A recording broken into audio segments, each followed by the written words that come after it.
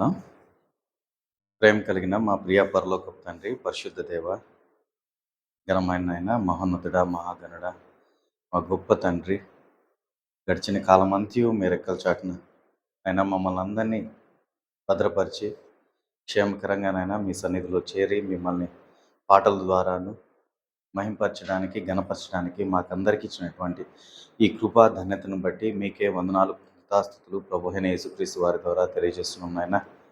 నాయన మేము లోకంలోనూ చీకటిలోనూ మా పూర్వీకులు మేము అవే లక్షణాలతోనైనా మేము ఉంటున్నటువంటి సమయంలోనైనా ప్రభువైన యేసుక్రీస్తు వారి స్వార్థ ద్వారా తండ్రి, మీరు మమ్మల్ని అందరినీ నాయన బాప్తిసం అనే కార్యక్రమం ద్వారా సంఘంలో చేర్చినైనా బాప్తిజంలో ఉన్నటువంటి ఆశీర్వాదాలన్నీ నాయన మాకందరికీ దయచేశారు. నాయన వాటన్నిటిని బట్టి నాయన మేము మిమ్మల్ని ఎంతగానో స్తుతిస్తున్నాం నాయన. ప్రభువైన యేసుక్రీస్తు వారి మహిమను నాయన మా ఆత్మలకు సంపాదించుకునే ప్రయత్నంలో నాయన మమ్మల్ని అందరినీ కూడా మీరు సఫలీకృతులుగా నాయన చేస్తారని నాయన మేము నమ్ముచున్నాం. ఇదిగో తండ్రి, గడిచిన సువార్థికుల తరగతిలోనైనా నాయన బాప్తిస్మంలో నైనా మీరు ఇచ్చేటువంటి ఆశీర్వాదాల్లో నైనా మనోనేత్రాలు నైనా వెలిగింపబడతాయి అనే అంశాన్ని నైనా మీరు మాకు నైనా ప్రకృతి సంబంధమైన నేత్రములు, ఆత్మ సంబంధమైన నేత్రములు డిఫరెన్స్ అంతటినీ నైనా మీరు మాకు నేర్పించున్నారు.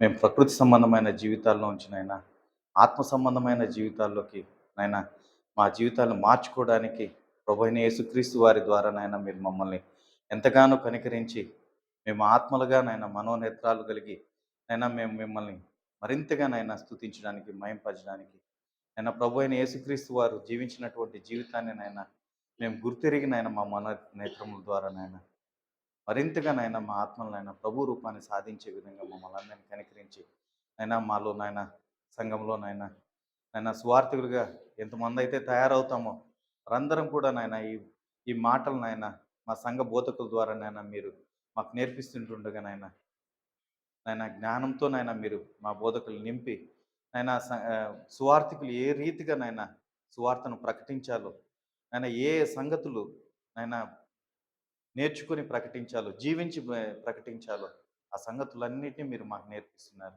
ఈ దినం కూడా నాయన మీరు మాకు నాయన ఏ అంశాన్నైతే నేర్పించాలని ఇష్టపడుతున్నారు మా సంఘ నాయన పరిశుద్ధాత్మ సహాయంతో మరింత జ్ఞానాన్ని దయచేసి నాయన మాకు నేర్పించవలసిందిగా వేడుకుంటూ ఈ సమయాన్ని అంతటిని కూడా మీ దయగల కృపగల హస్తాలకు అప్పగిస్తూ మా ప్రభువును ప్రియరక్షకుడైన యేసుక్రీస్తు వారి దివ్యమైన శ్రేష్టమైన అతి పరిశుద్ధమైన నామాన్ని బట్టి ప్రార్థన చేసి ప్రతిమాలు పెట్టుకుంటున్నాం పరమ తండ్రి, ఆమేన్.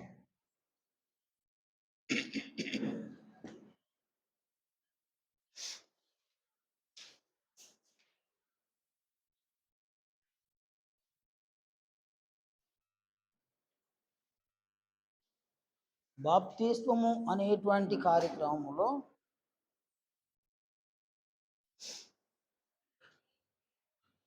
బాప్తిస్మములోనికి ప్రవేశించేటువంటి ఒక ఆత్మకు తండ్రి అయిన దేవుడు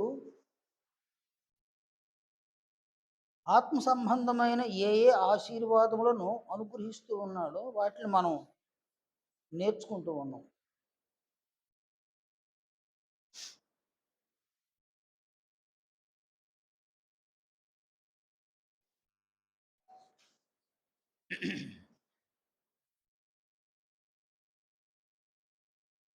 ఆ క్రమంలోనే మనము గత వారము ఏం నేర్చుకున్నాం నాయనా?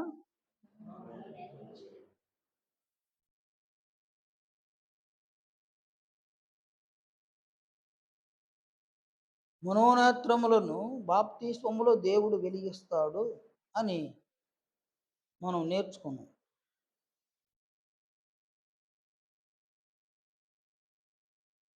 అలాగే ఈరోజు మరికొన్ని విషయాలను మనం నేర్చుకుంటాం.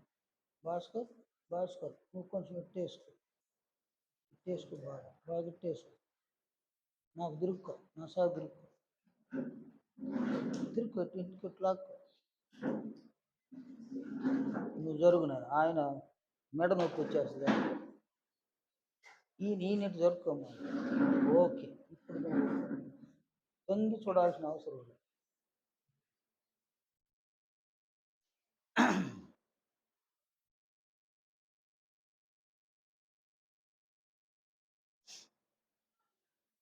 బాప్తిస్మము అనేటువంటి కార్యక్రమంలోనికి ప్రవేశించినటువంటి వ్యక్తి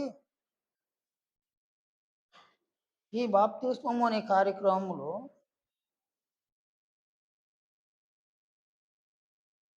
క్రీస్తును ధరించుకుంటాడు. పురుషులైనా స్త్రీలైన. గలతీ పత్రిక 3వ అధ్యాయం 27వ వచనంలో క్రీస్తు యేసులోనికి బాప్తిస్మము పొందిన మీరందరూ క్రీస్తును ధరించుకొని ఉన్నారు అని అపోస్తలుడైన పౌలు అక్కడ బోధించినాడు అన్నమాట.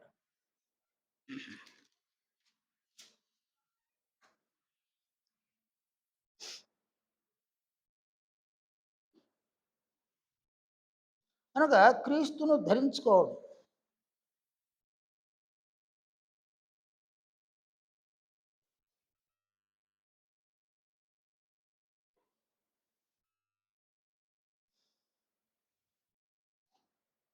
బాప్తిస్మంలోనికి రాకముందు ఒక వ్యక్తి ఎవరు అని అంటే అతడు సాతాను కుమారుడు. సాతాను పోలికలో ఉన్నటువంటి ఒక వ్యక్తి అన్నమాట.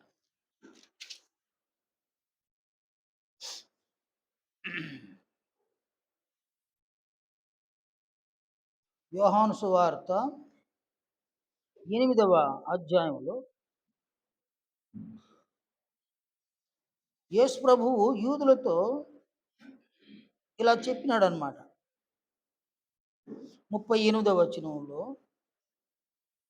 నేను నా తండ్రి యొద్ద చూచిన సంగతులే బోధించుతున్నాను, ఆ ప్రకారమే మీరు మీ తండ్రి యొద్ద వినిన వాటినే జరిగించుతున్నారని వారితో చెప్పి. అంటే యేసు ప్రభువు యూదులతో ఇలా మాట్లాడినాడు అనమాట.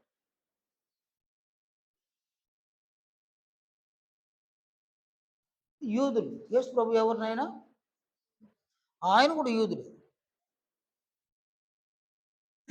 వాళ్ళకు తండ్రి ఎవరు? యెహోవా దేవుడు. కానీ యేసు ప్రభు ఏం మాట్లాడినాడు అని అంటే నేను నా తండ్రి యొద్ద చూచిన సంగతులే బోధించుతున్నాను, మీరు మీ తండ్రి యొద్ద వినని సంగతులను జరిగిస్తూ ఉన్నారు. అంటే ఇక్కడ ఆయన విభజించినాడు అనమాట. నా తండ్రి, మీ తండ్రి.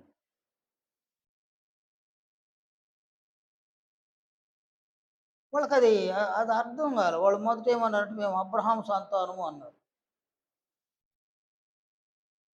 అటు తర్వాత ఏమన్నారంటే మేము వ్యభిచారం వలన పుట్టిన వాళ్ళం కాము, అంటే హాగురు సంతానం కాదు అని అన్నారు.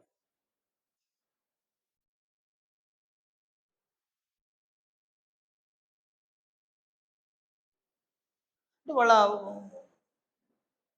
వాళ్ళు ఏం చెప్పదలుచుకున్నట్టు యేసు ప్రభువుకి మేము దేవుని సంతానము, యెహోవా సంతానము అని చెప్పదలుచుకున్నారన్నమాట. సరే మళ్ళీ ఈ లేఖనాన్ని చూడండి.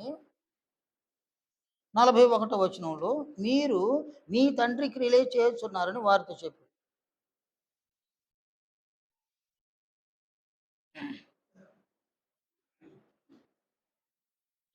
సరే వాళ్ళు ఏమన్నారు? మేము వ్యభిచారం వలన పుట్టిన వాళ్ళం కాము, దేవుడు ఒక్కడే మాకు తండ్రి అని వాళ్ళు చెప్పినారు. మళ్ళీ ప్రభు అంటాడు, దేవుడు మీ తండ్రి అయిన ఎడల మీరు నన్ను ప్రేమించరు, కాబట్టి మీరు నన్ను ప్రేమించలేదు కాబట్టి దేవుడు మీ తండ్రి కాడు అని కొట్టివేస్తాడు. అంతిమంగా ప్రభు ఏమన్నాడంటే 44వ వచనంలో మీరు మీ తండ్రి యగు అపవాది సంబంధులు అని అన్నాడు. అంటే యూదుల యొక్క తండ్రి ఎవరు అని యేసు ప్రభు తెలియజేసినారు. ఈడ అపవాది, సాతానుడు. కానీ యూదుల పరిస్థితి అదైతే అనుజనుల పరిస్థితి ఏంది?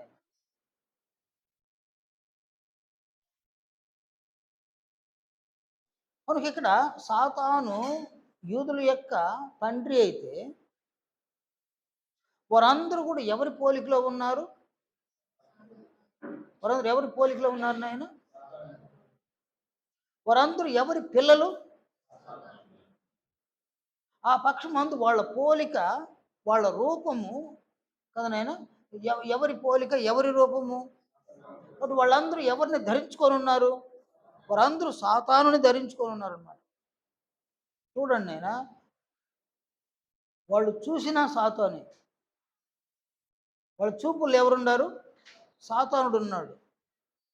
వాళ్ళ వినికిడిలో ఎవరున్నారు? సాతానుడు ఉన్నాడు.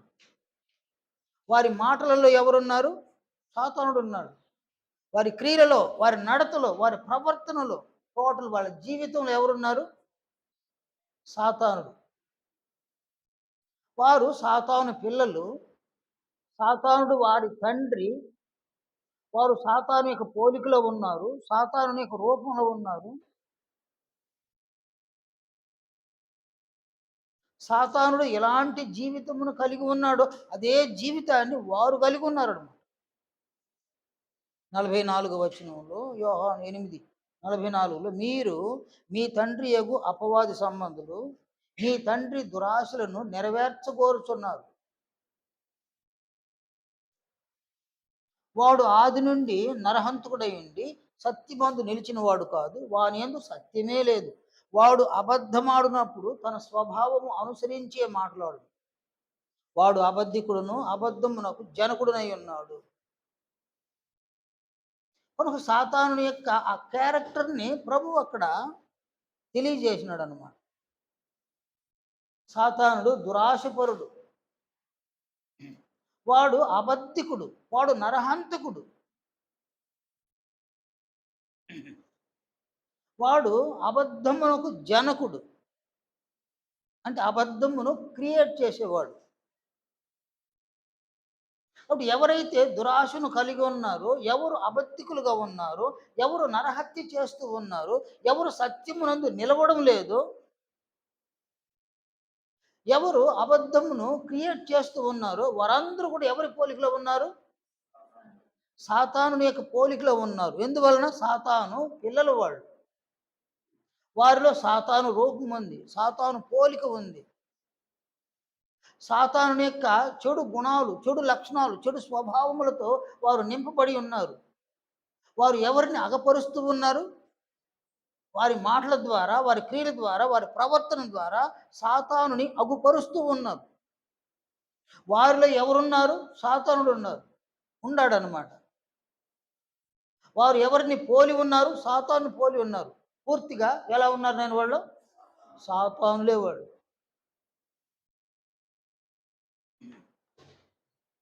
అలాంటి సాతానుగా మారిపోయినటువంటి ఒక వ్యక్తి బాప్తిస్మము అనేటువంటి కార్యక్రమంలోనికి వస్తే అది మామూలుగా రావడం కాదు.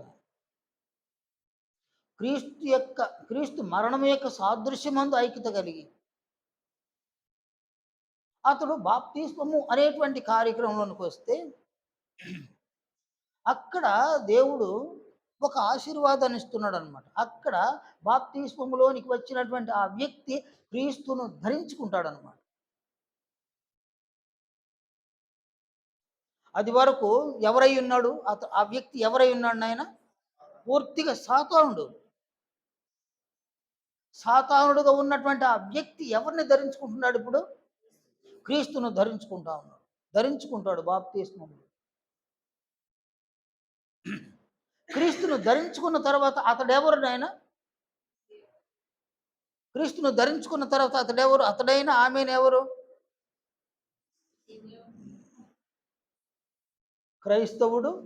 క్రైస్తవురాలన్నమాట.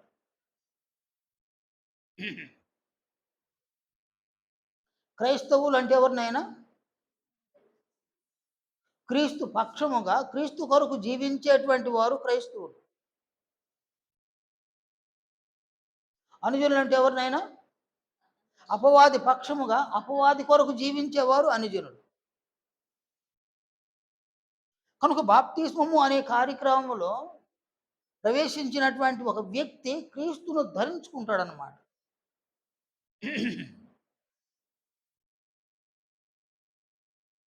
చూడండి నాయన, వస్త్రధారణ, వేషధారణ. వస్త్రధారణ అంటే ఏంది నాయన?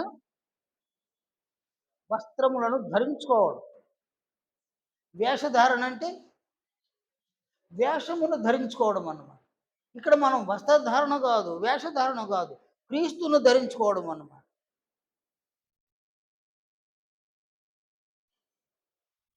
ఒకడు ఒక వేషమును ధరించుకుంటాడు.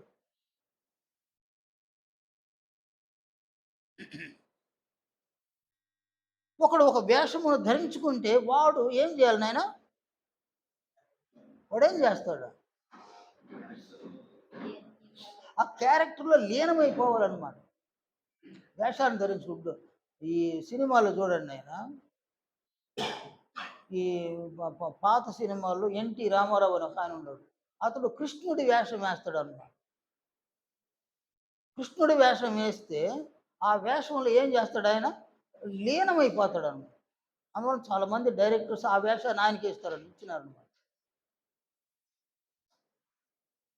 అంటే ఆ పాత్రలో లీనమైపోయి, ఆ పాత్రలో తన్ను ఒక కృష్ణుడుగా భావించేసి, కృష్ణుడిలో ఉన్న హావభావాలన్నీ కూడా అతనిలో ఉండాయి లేదు ఈయన చూపిస్తాడన్నమాట. అతనిలో ఉండాయి లేదు ఈయన చూసినాడు, ఈయన చూసినాడు. ఆ హావభావాలన్నీ ఆ పద ఉచ్చారణ కదనైనా, ఆ పద ఉచ్చారణ, హావభావాలన్నీ కూడా అతన్ని చూస్తే శ్రీకృష్ణుడు. ఆంధ్రలో ఆయన్ని చాలా ఇళ్లలో కృష్ణుడు బొమ్మలాగా పెట్టుకొని పూజ చేస్తున్నారు. ఆయన కృష్ణుడు కాదు, కృష్ణుడి వేషాన్ని ధరించుకున్నాడు. అతడెవరు? అతడు అన్యజనుడు. అతడు పూజించే దేవుని యొక్క వేషాన్ని ధరించుకొని అతడే ఆంధ్ర జనానికి దేవుడైపోయాడు. ఇది వేషధారణ. ఒకడు ఒక వేషమును ధరించుకుంటే, ఒకడు భీముడు వేషం వేసిన, ఒకడు రాముడు వేషం వేసిన, ఒకడు హనుమంతుడి వేషం వేసిన, ఒకడు ఏ వేషం వేస్తాడో ఆ వేషంలో వాడు లీనమైపోతాడు అన్నమాట.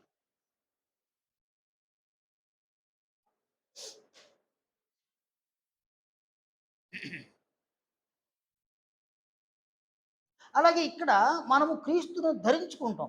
సంఘములో బాప్తిస్మము అనేటువంటి కార్యక్రమంలో క్రీస్తును ధరించుకునేటువంటి ఒక ఆశీర్వాదాన్ని దేవుడు పెట్టినాడు.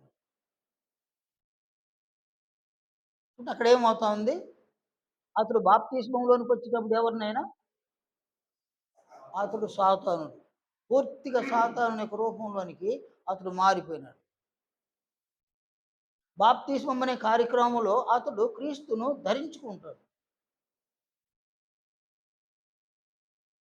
ఇక అతనిలో ఎవరు కనిపించాలి? ఎలా కనిపిస్తాడు క్రీస్తు? క్రీస్తు ఎలా కనిపిస్తాడు? ఇప్పుడు గొర్రెపిల్ల చేత పట్టుకొని, కర్ర ముక్క చేత పట్టుకొని, కదనైనా జుట్టు పెంచుకొని అటు కనిపిస్తాడు, క్రీస్తులో కనిపిస్తాడు. ఇప్పుడు రాముడు అంటే, కృష్ణుడు అంటే, వెంకటేశ్వరుడు అంటే, శివుడు అంటే మన ఇండియాలో జనాలకు సుపరిచితం అన్నమాట. యేసు ప్రభు అంత సుపరిచితుడు కాదు అన్నమాట. యేసు ప్రభు యొక్క పరిచయము అనేకులకు లేదు.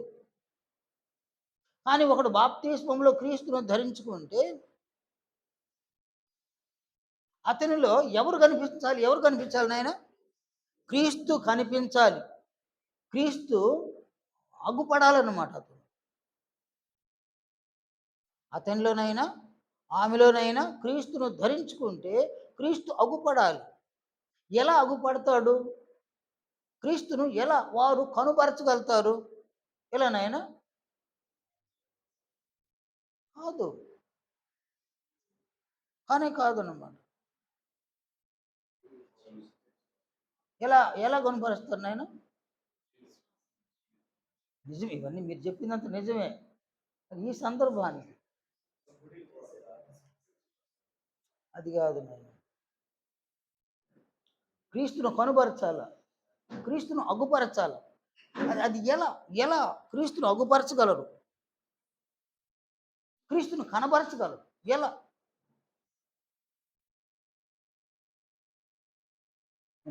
నంబర్ 1 అతడైనా, ఆమె అయినా ధరించుకున్న ఆయనలో లీనమైపోవాలన్నమాట. ఏం కావాలి నాయనా? మొదట వాళ్ళు లీనమైపోవాలని. తనకు తెలియకనే ఎవరిని ధరించుకున్నాడో వారిలో లీనమైపోవాలని.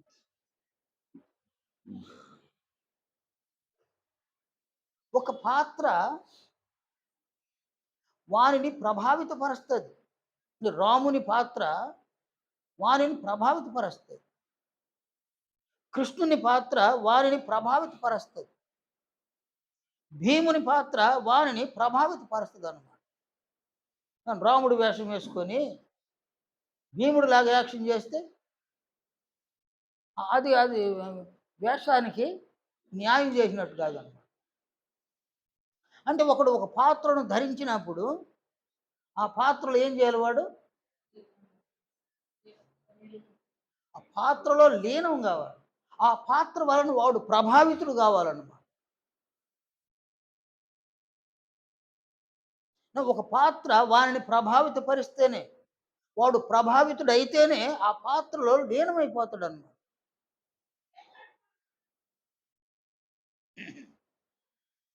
కనుక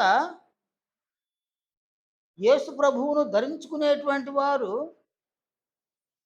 యేసు ప్రభువు అనేటువంటి ఆ పాత్ర ఉంది, ఆ పాత్ర చేత ప్రభావితులు కావాలన్నమాట. నేను క్రీస్తును ధరించుకొని ఉన్నాను. ప్రస్తుతము ఇది వరకు సాతానుని ధరించుకున్న నేను ఇప్పుడు వాడిని రద్దు చేసి క్రీస్తును ధరించుకొని ఉన్నా. సాతానుని ధరించుకొని ఉన్నప్పుడు నేను సాతానుకి వలె మాట్లాడిన, సాతానుకు వలె క్రియలు చేసిన, సాతాను వలె ప్రవర్తించిన. ఇప్పుడు నేను క్రీస్తును ధరించుకొని ఉన్నా. నేను ఇప్పుడు క్రీస్తు వలె మాట్లాడతా, క్రీస్తు వలె ప్రవర్తిస్తా, క్రీస్తు వలె దినచర్యను కలిగి ఉంటా, క్రీస్తు వలె నడుచుకుంటా. ఆ పాత్ర వానిని ప్రభావితపరచాలన్నమాట. పురుషులనైనా వాళ్ళు ప్రభావితులు కావాలి, స్త్రీలైన ప్రభావితం లేకపోతే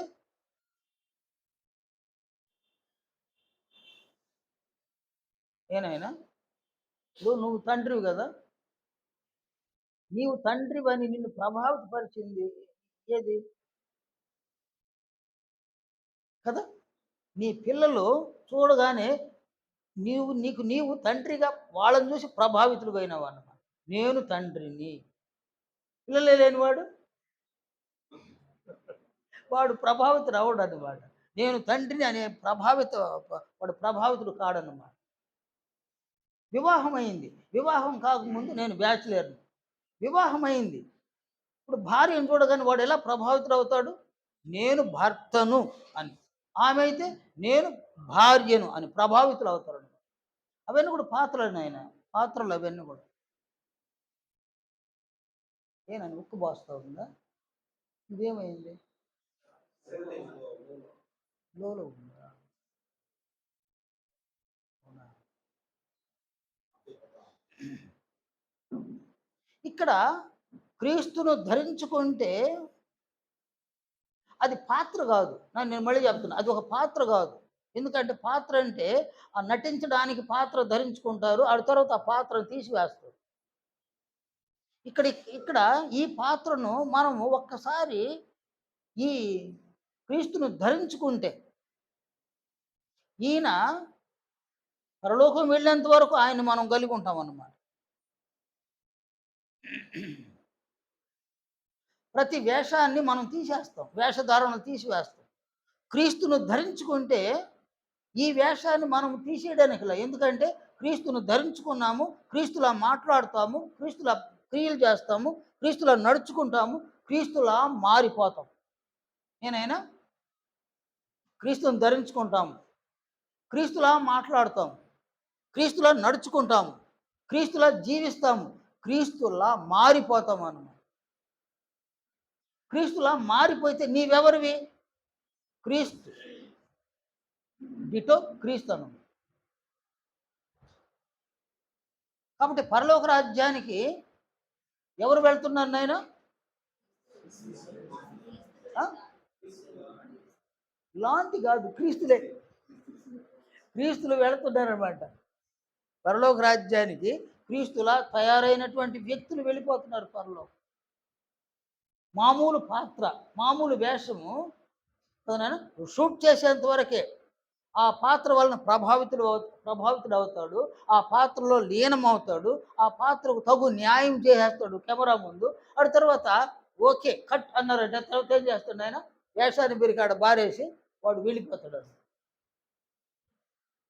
ఇక్కడ బాప్తిస్మములో క్రీస్తును ధరించుకున్నాం. అంటే మనం ఏ స్థితిలో నుంచి క్రీస్తుని ధరించుకున్నాము? సాతాను రూపంలో ఉన్న మనము ఆ రూపాన్ని పక్కకు నెట్టి ఇక్కడ బాప్తిస్మంలో క్రీస్తును ధరించుకున్నాం. ఈ క్రీస్తును ధరించుకున్నాం వేషధారణ. దీని వలన మనం ప్రభావితులమైన, నేను క్రీస్తును ధరించుకున్నాను అని మనం ప్రభావితులమైన క్రీస్తుకు వలె మాట్లాడుతున్నాం. అంటే లీనమైపోయి క్రీస్తుకు వలె మాట్లాడుతున్నాం, క్రీస్తుకు వలె క్రియలు చేస్తున్నాం, క్రీస్తుకు వలె నడుచుకుంటూ ఉన్నాం. ఇది 1 సంవత్సరము 2 సంవత్సరాలు కాదు, మరణించేంత వరకు ఈ ప్రక్రియ జరుగుతూనే ఉంది. క్రమముగా ఏ వ్యక్తి క్రీస్తును ధరించుకున్నాడో, పురుషులైనా స్త్రీలైనా ఎవరు క్రీస్తును ధరించుకున్నారో వారు మరణించేసరికి ఎలా మారిపోతారు నాయన? క్రీస్తులా మారిపోతారని.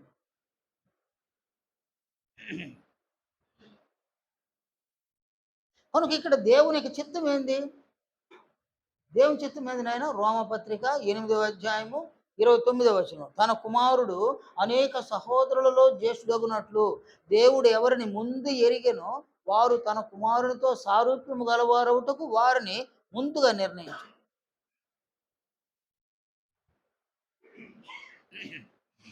అలాగే తెస్సలోనిలకు రాసిన 2వ పత్రిక 2వ అధ్యాయం 14వ వచనంలో, మీరు ఇలాగున రక్షింపబడి మన ప్రభువైన యేసుక్రీస్తు యొక్క మహిమను పొందవలనని ఆయన మా సువార్త వలన మిమ్మల్ని పిలిచాను.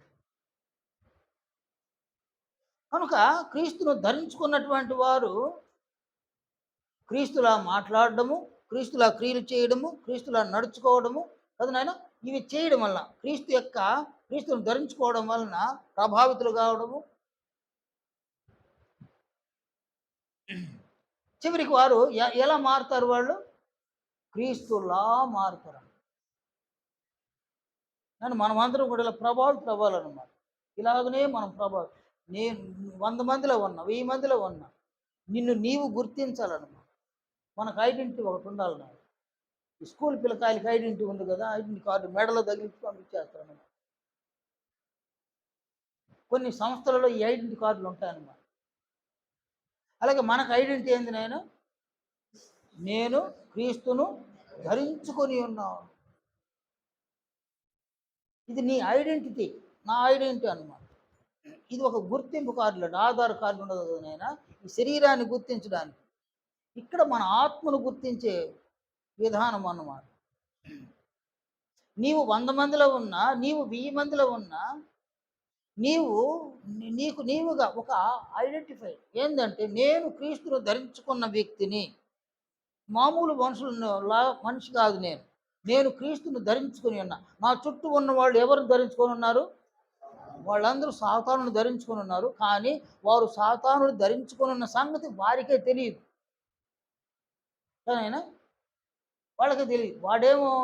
వాడి వేషాన్ని వాళ్ళకి వేసేసి ఉన్నాడు. ఎవరికి? వాళ్ళకు తెలియకనే వీడి వేషాన్ని వాళ్ళకి వేసేసి ఉన్నాడు అనమాట. వాళ్ళకి తెలియదు పాపం, మేము సాతాను యొక్క వేషములో ఉన్నామని వాళ్ళకి తెలియదు. పాపం వాళ్ళ డంబాలు అంతింత కాదన్నమాట. మేము సాతాను వేషంలో ఉన్నామని తెలియదు. వాళ్ళకి తెలియకనే వాడి వేషం వాళ్ళకి వేసేసి తిప్పుతూ ఉన్నాడు అనమాట వాడు లోపం. మనకైతే స్పష్టంగా బాప్తిస్మములో క్రీస్తును ధరించుకున్నాను. కనుక నేను 100 మందిలో ఉన్నా, 1000 మందిలో ఉన్నా, నేను ఒక ప్రత్యేకమైనటువంటి ఒక వ్యక్తిని. ఎందుకంటే నా చుట్టూ ఉన్న వాళ్ళందరూ సాతాను ధరించుకొని ఉన్నారు, నేను మాత్రం క్రీస్తును ధరించుకొని ఉన్నాను. కనుక నేను ఆ పాత్ర వలన ప్రభావితం అవుతాను. ఆ పాత్రలో నేను లీనమైపోతాను. ఒక అన్యజనుడు ఒక వేషాన్ని వేస్తే ఆ పాత్రకు తగు న్యాయం చేయడంలో వాడు ఆ పాత్రలో లీనమైపోగా నేనెందుకు ఈ పాత్రలో లీనం కాకుండా పోతాను నేను లీనమవుతా ఈ పాత్రలో. నేను క్రీస్తు వలే మాట్లాడతా. ఈ పాత్ర అంటే నాయన ఈ వేషం తొలగించేంత వరకు ఆయన ధరించుకున్నాం కదా, అది తొలగిపోయేంత వరకు కూడా నేనేం చేస్తాను, ధరించుకొనే ఉండా. ధరించుకున్న వాడు ఏం చేయాలి, భీముడు వేషం వేసుకొని బాణం ఎత్తుకొని తిరిగితే, అదేనైనా భీముడు వేషం వేసుకున్నాడు బాణం ఎత్తుకొని తిరిగితే, పోనీ రాముడు వేషం వేసుకొని గద భుజాన్ని పెట్టుకొని తిరిగితే, అది పాత్రకు న్యాయం చేసినట్టు కాదన్నమాట. పాత్రలో లీనమైపోవడం కూడా కాదన్నమాట. అలాగే మనము క్రీస్తును ధరించుకున్నటువంటి ఒక వ్యక్తి ఆ పాత్రకు ప్రభావితుడు కావాలి, ఆ పాత్రలో లీనమైపోవాలి. నేను క్రీస్తును ఏనైనా, నేను క్రీస్తును, ఇదేనైనా లీనం కావడం అంటే నేను క్రీస్తు అంతే.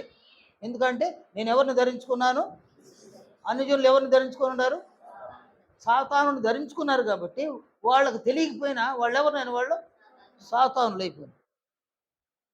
వాడు వాని క్యారెక్టర్ మార్చుకుంటాడా, వాడు ఎప్పటికీ మారుడు.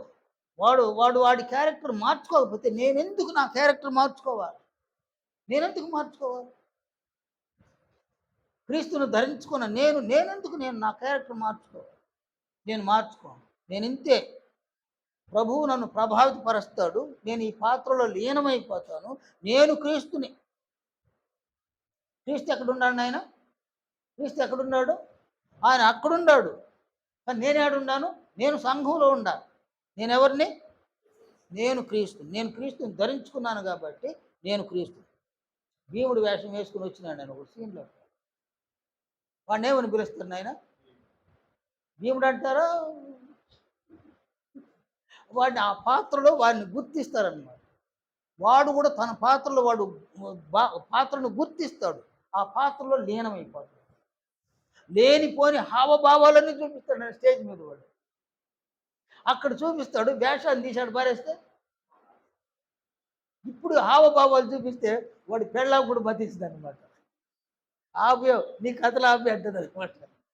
ఎందుకంటే నువ్వు భీముడు కాదు, అక్కడెక్కడో వేషం వేసేటప్పుడు భీముడు, ఇక్కడ ఇంట్లో భీముడు కాదు, నువ్వు జాగ్రత్త అని అంటుంది అనమాట.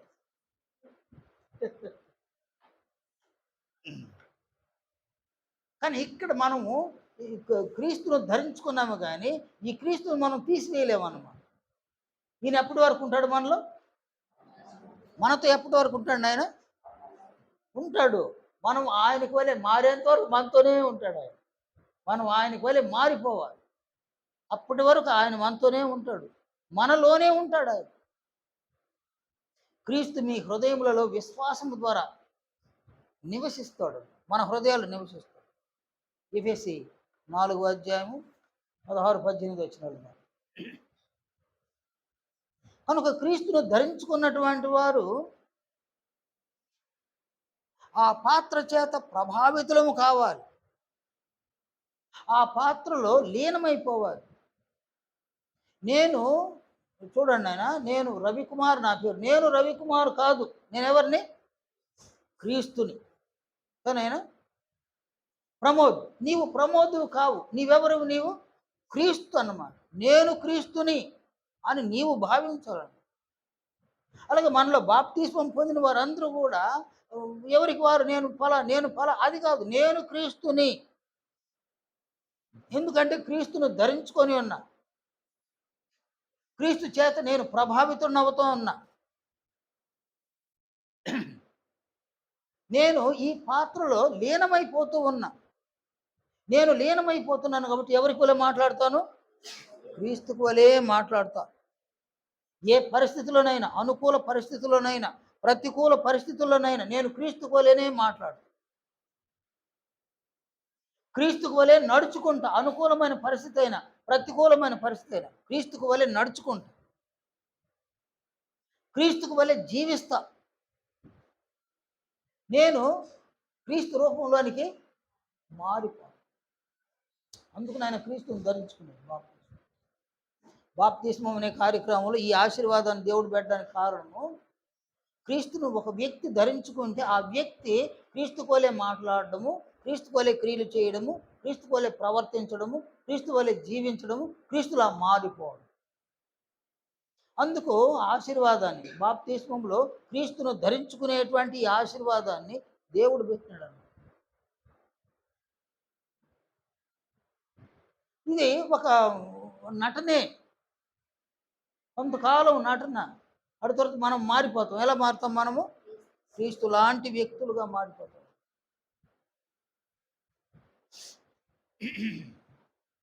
మనకి ఇక్కడ బాప్తిస్మము అనే కార్యక్రమంలో దేవుడు ఈ గొప్ప ఆశీర్వాదాన్ని ఇస్తాడు. క్రీస్తును ధరించుకునేటువంటి ఈ ఆశీర్వాదాన్ని బాప్తిస్మంలోనికి ప్రవేశించినటువంటి వ్యక్తి పొందుతారన్నమాట. గలతీ 3వ అధ్యాయము 27వ వచనంలో ఈ సంగతిని ఆయన తెలియజేసినాడు. క్రీస్తులోనికి బాప్తిస్మం పొందిన మీరందరూ క్రీస్తును ధరించుకుని ఉన్నారు అని అపోస్తులుడైన పౌలు సెలవిచ్చినాడు.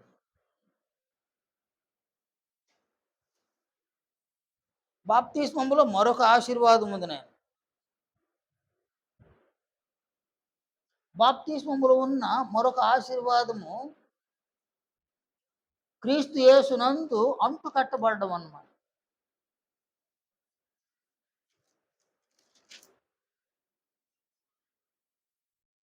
క్రీస్తు యేసునందు అంటు కట్టబడడం. అంటు కట్టడం అంటే ఏంది నాయనా? యోహాను సువార్త 15వ అధ్యాయం 1వ వచనం, నేను నిజమైన ద్రాక్షవల్లిని, నా తండ్రి వ్యవసాయకుడు, నాలో ఫలింపని ప్రతి తీగను ఆయన తీసి పారవేయను, ఫలించు ప్రతి తీగె మరి ఎక్కువగా ఫలింపవలెనని దానిలోని పనికిరాని తీగలను తీసివేయను. నేను మీతో చెప్పిన మాటను బట్టి మీరిప్పుడు పవిత్రులై ఉన్నారు. నా యందు నిలిచియుండుడి, మీ యందు నేనును నిలిచి ఉందును. తీగ ద్రాక్షవల్లిలో నిలిచి ఉంటేనే గాని తనంతట తానే ఎలాగు ఫలింపదో, అలాగే నా యందు నిలిచి ఉంటేనే గాని మీరును ఫలింపరు. ద్రాక్షవల్లిని నేను, తీగలు మీరు. ద్రాక్షవల్లి ఎవరినైనా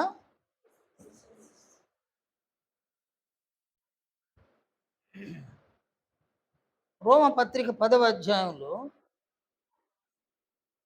11వ అధ్యాయం, రోమపత్రిక 11వ అధ్యాయంలో ఇక్కడ అంటు కట్టడాన్ని గురించి ఇక్కడ అపోస్తులుడైన పౌలు సెలవిచ్చినాడు.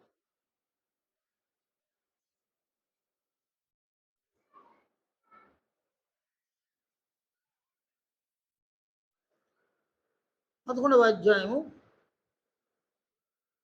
13వ వచనం నుండి ఈ పేర పూర్తిగా 24వ వచనం వరకు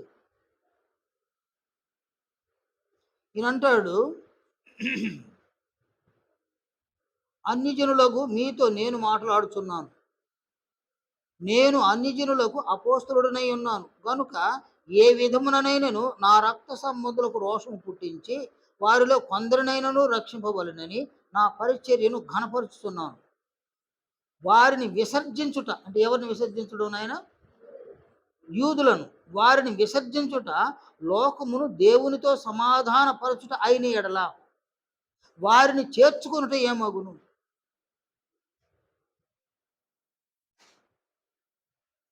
మజ్జిగ తాగండి.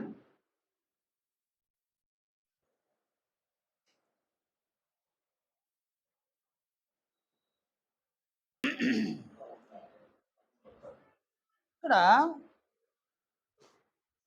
పౌలు చెప్పినటువంటి మాటలు చూడండి. 15వ వచనం, రోమ 11:15 వచనంలో వారిని విసర్జించుట, ఎవరిని? యూదులను విసర్జించుట లోకమును దేవునితో సమాధానపరచుట అయిన ఎడల వారిని చేర్చుకొనుట ఏమగును? ప్రశ్న చూడండి ఆయన. మృతులు సజీవులైనట్టే అగును కదా. ముద్దలో మొదటి పిడికెడు పరిశుద్ధమైనది అయితే ముద్దంతయు పరిశుద్ధమే. వేరు పరిశుద్ధమైతే కొమ్మలను పరిశుద్ధములే. అంటే దాని అర్థమైంది నాయన. ముద్దలో మొదటి పిడికెడు పరిశుద్ధమైనది, ముద్దంతయు పరిశుద్ధం. వేరు పరిశుద్ధమైతే కొమ్మలు కూడా పరిశుద్ధమే. ఆ ముద్ద ఎవరు? ఆ వేరెవరు? ఆ ముద్ద ఎవరు? ఆ వేరెవరు? అబ్రహాం. ఆ ముద్ద అబ్రహాం, వేరు కూడా ఆయనే. ఆయనలో వచ్చిన సంతానమే కదా వీళ్ళందరూ కూడా, యూదులందరూ కూడా. ఆయన పరిశుద్ధమైతే వీళ్ళందరూ పరిశుద్ధులే కదా. ఆయన ఒక ముద్ద అయితే కొమ్మలైన వీళ్ళు పరిశుద్ధులు. మరి ఎందుకు వాళ్ళు అట్ట వెళ్ళిపోయినారు? మరెందుకు నాయన వాళ్ళెందుకు దేవుడు కనికరించలేదు? ఆ?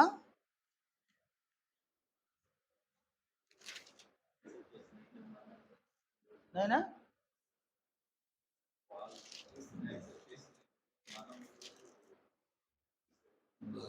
చూడండి అని లేఖనాన్ని ఇదే అధ్యాయంలో 28వ వచనం. సువార్త విషయమైతే వారు మిమ్మును బట్టి శత్రువులు. సువార్త అంటే ఏది నాయన? క్రీస్తే కదా. క్రీస్తుని బట్టి అయితే వాళ్ళు, మిమ్మును బట్టి అంటే అక్కడ బాప్తిస్మం పొందుండారు అనుజనులు. మిమ్మును బట్టి యూదులు ఎవరికి శత్రువులు? దేవునికి శత్రువులు. ఏర్పాటు విషయమైతే పితరులను బట్టి ప్రియులై ఉన్నారు. పితరులు ఎవరినైనా? అబ్రహాము, ఇస్సాకు, యాకోబు. వాళ్ళని బట్టి అయితే ప్రియులే దేవునికి వాళ్ళు. మరి యేసు ప్రభువుని బట్టి ఏమైపోయినారు? సువార్తను బట్టి, సువార్త విషయంలో, సువార్త విషయం బట్టి మిమ్మును బట్టాడు. మిమ్మును బట్టి అంటే ఎవరు వాళ్ళు? అనుజనులు. ఒక్క సువార్త విషయమై మీరు బాప్తిస్మం పొందినారు, యేసు ప్రభువుని మీరు అంగీకరించేసినారు. మిమ్మల్ని బట్టి వాళ్ళు దేవునికి ఏమైపోయినారు? శత్రువులు అయినారు. కానీ ఏర్పాటు విషయం అయితే పితరులు ఉన్నారు. అబ్రహాము, ఇస్సాకు, యాకోబులు ఉన్నారు. వారిని బట్టి వీళ్ళు దేవునికి ప్రియులుగా ఉన్నారన్నమాట. చూడండి ఆయన 29వ వచనం. ఏలయనగా దేవుడు తన కృపావరముల విషయంలోను పిలుపు విషయంలోను పశ్చాత్తాపపడడు. మీరు గతకాలం ముందు దేవునికి అవిధేయులయ్యుండి ఇప్పుడు వారి అవిధేయతను బట్టి కరుణింపబడుతుంది. ఆయన ఏం చెప్పినాడు ఈడ? గతకాలములు అంటే మీరు బాప్తిస్మం పొందక ముందు ఏమై ఉన్నారు? మీరు అవిధేయులు. దేనికి అవిధేయులు? సువార్తకు అవిధేయులైనారనమాట. మీరు గతకాలం ముందు అవిధేయులు ఉన్న యూదులు ఏమైనారు? వాళ్ళు కూడా అవిధేయులైనారు. దేనికి అవిధేయులైనారు? సువార్తకు అవిధేయులైనారు. వారి అవిధేయతను బట్టి మీరు కరుణింపబడ్డారు. వారు కనుక సువార్తకు విధేయులైపోయి ఉంటే యూదుల అనుజనులైన మీకు అవకాశమే లేదంటాడు అనమాట. అంటే వాళ్ళు అవిధేయులు కావడానికి ఏం కారణము? సరే, నెక్స్ట్ ఏమంటాడు? అటువలనే మీ ఎడల చూపబడిన కరుణను బట్టి వారు ఇప్పుడు కరుణ పొందు నిమిత్తం ఇప్పుడు వారు అవిధేయులై ఉన్నారు. కాబట్టి వాళ్ళు అవిధేయులుగా ఉన్నారు. అందువలన మనమేమై అనుజనులు ఏమైనారు? విధేయులైనారు, కరుణింపబడి. సరే, 32వ వచనంలో అందరి ఎడల కరుణ చూపవలనని దేవుడు అందరినీ అవిధేయత స్థితిలో మూసివేసి బంధించి ఉన్నాడు. ఎవరిని? అవిధేయత స్థితిలో మూసివేసి బంధించినాడు. ఎవరిని? అనుజనులను అవిధేయత స్థితిలో మూసివేసి బంధించినాడు. కాబట్టి అనుజనులకు అవకాశం వచ్చింది. వీళ్ళు విధేయులైనారు సువార్త. చదువునైనా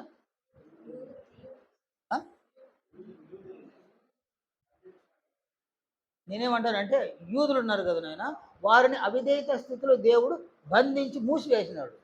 అందువలన అనుజనులు ఏమైనారు? సువార్తకు విధేయులైనారు. వీళ్ళు కరుణ పొందినారు దేవుని దగ్గర. లేదంటే అన్యజనులకి అవకాశమే రాదన్నమాట. కాబట్టి వాళ్ళని కఠినపరిచింది ఎవరు? వారిని కఠినపరిచింది తండ్రి అయిన దేవుడు. ఎవరి నిమిత్తము? మన నిమిత్తం. ఎందువలన? నీ యందు భూలోక వంశములన్నీ ఆశీర్వదింపబడును. సరేనా? ఆదికాండం 12వ అధ్యాయంలో నీ యందు భూమి యొక్క సమస్త వంశములు ఆశీర్వదింపబడు. ఆ వాగ్దానాన్ని, అబ్రహాముకు చేసిన ఆ వాగ్దానాన్ని నెరవేర్చడానికి అనుజనుల విషయంలో యూదులను దేవుడు ఏం చేసినాడు? కఠినపరిచినాడు అన్నమాట. అందువలన వాళ్ళు సువార్తకు అవిధేయులైనారు. కానీ ఈ ఈ స్టోరీ చూడండి. కాబట్టి ఇప్పుడు ఆ పిండిలో, ఆ ముద్దలో ఎవరు వచ్చి చేరిపోయినారు? ముద్దలో ఎవరు చేరినారు నాయన?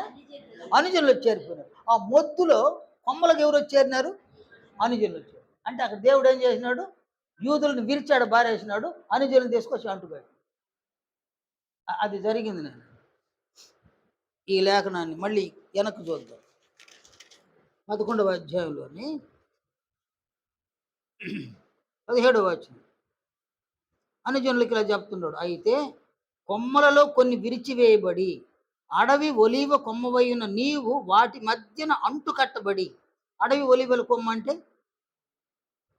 ఒరిజినల్ ఒలీవ చెట్టు ఒకటి ఉంది, అడవి ఒలీవ చెట్టు ఒకటి ఉంది. నేను మామిడి చెట్లు, ఊళ్ళో మామిడి చెట్లు ఉన్నాయి, అడవి మామిడి చెట్లు ఉన్నాయి అన్నమాట. ఊళ్ళో చింత చెట్లు ఉన్నాయి, అడవి చింత ఒకటి ఉందన్నమాట. అడవి చింత అంటే దానికి విలువల, ఊర్లో ఉన్న చెట్లకి మంచి విలువ, అడవిలో ఉన్న చెట్లకి అంత విలువలు. కాబట్టి ఇక్కడ ఒరిజినల్ ఒలివ చెట్టు ఎవరు నాయన? ఆహా, అబ్రహాం. 17వ వచనం.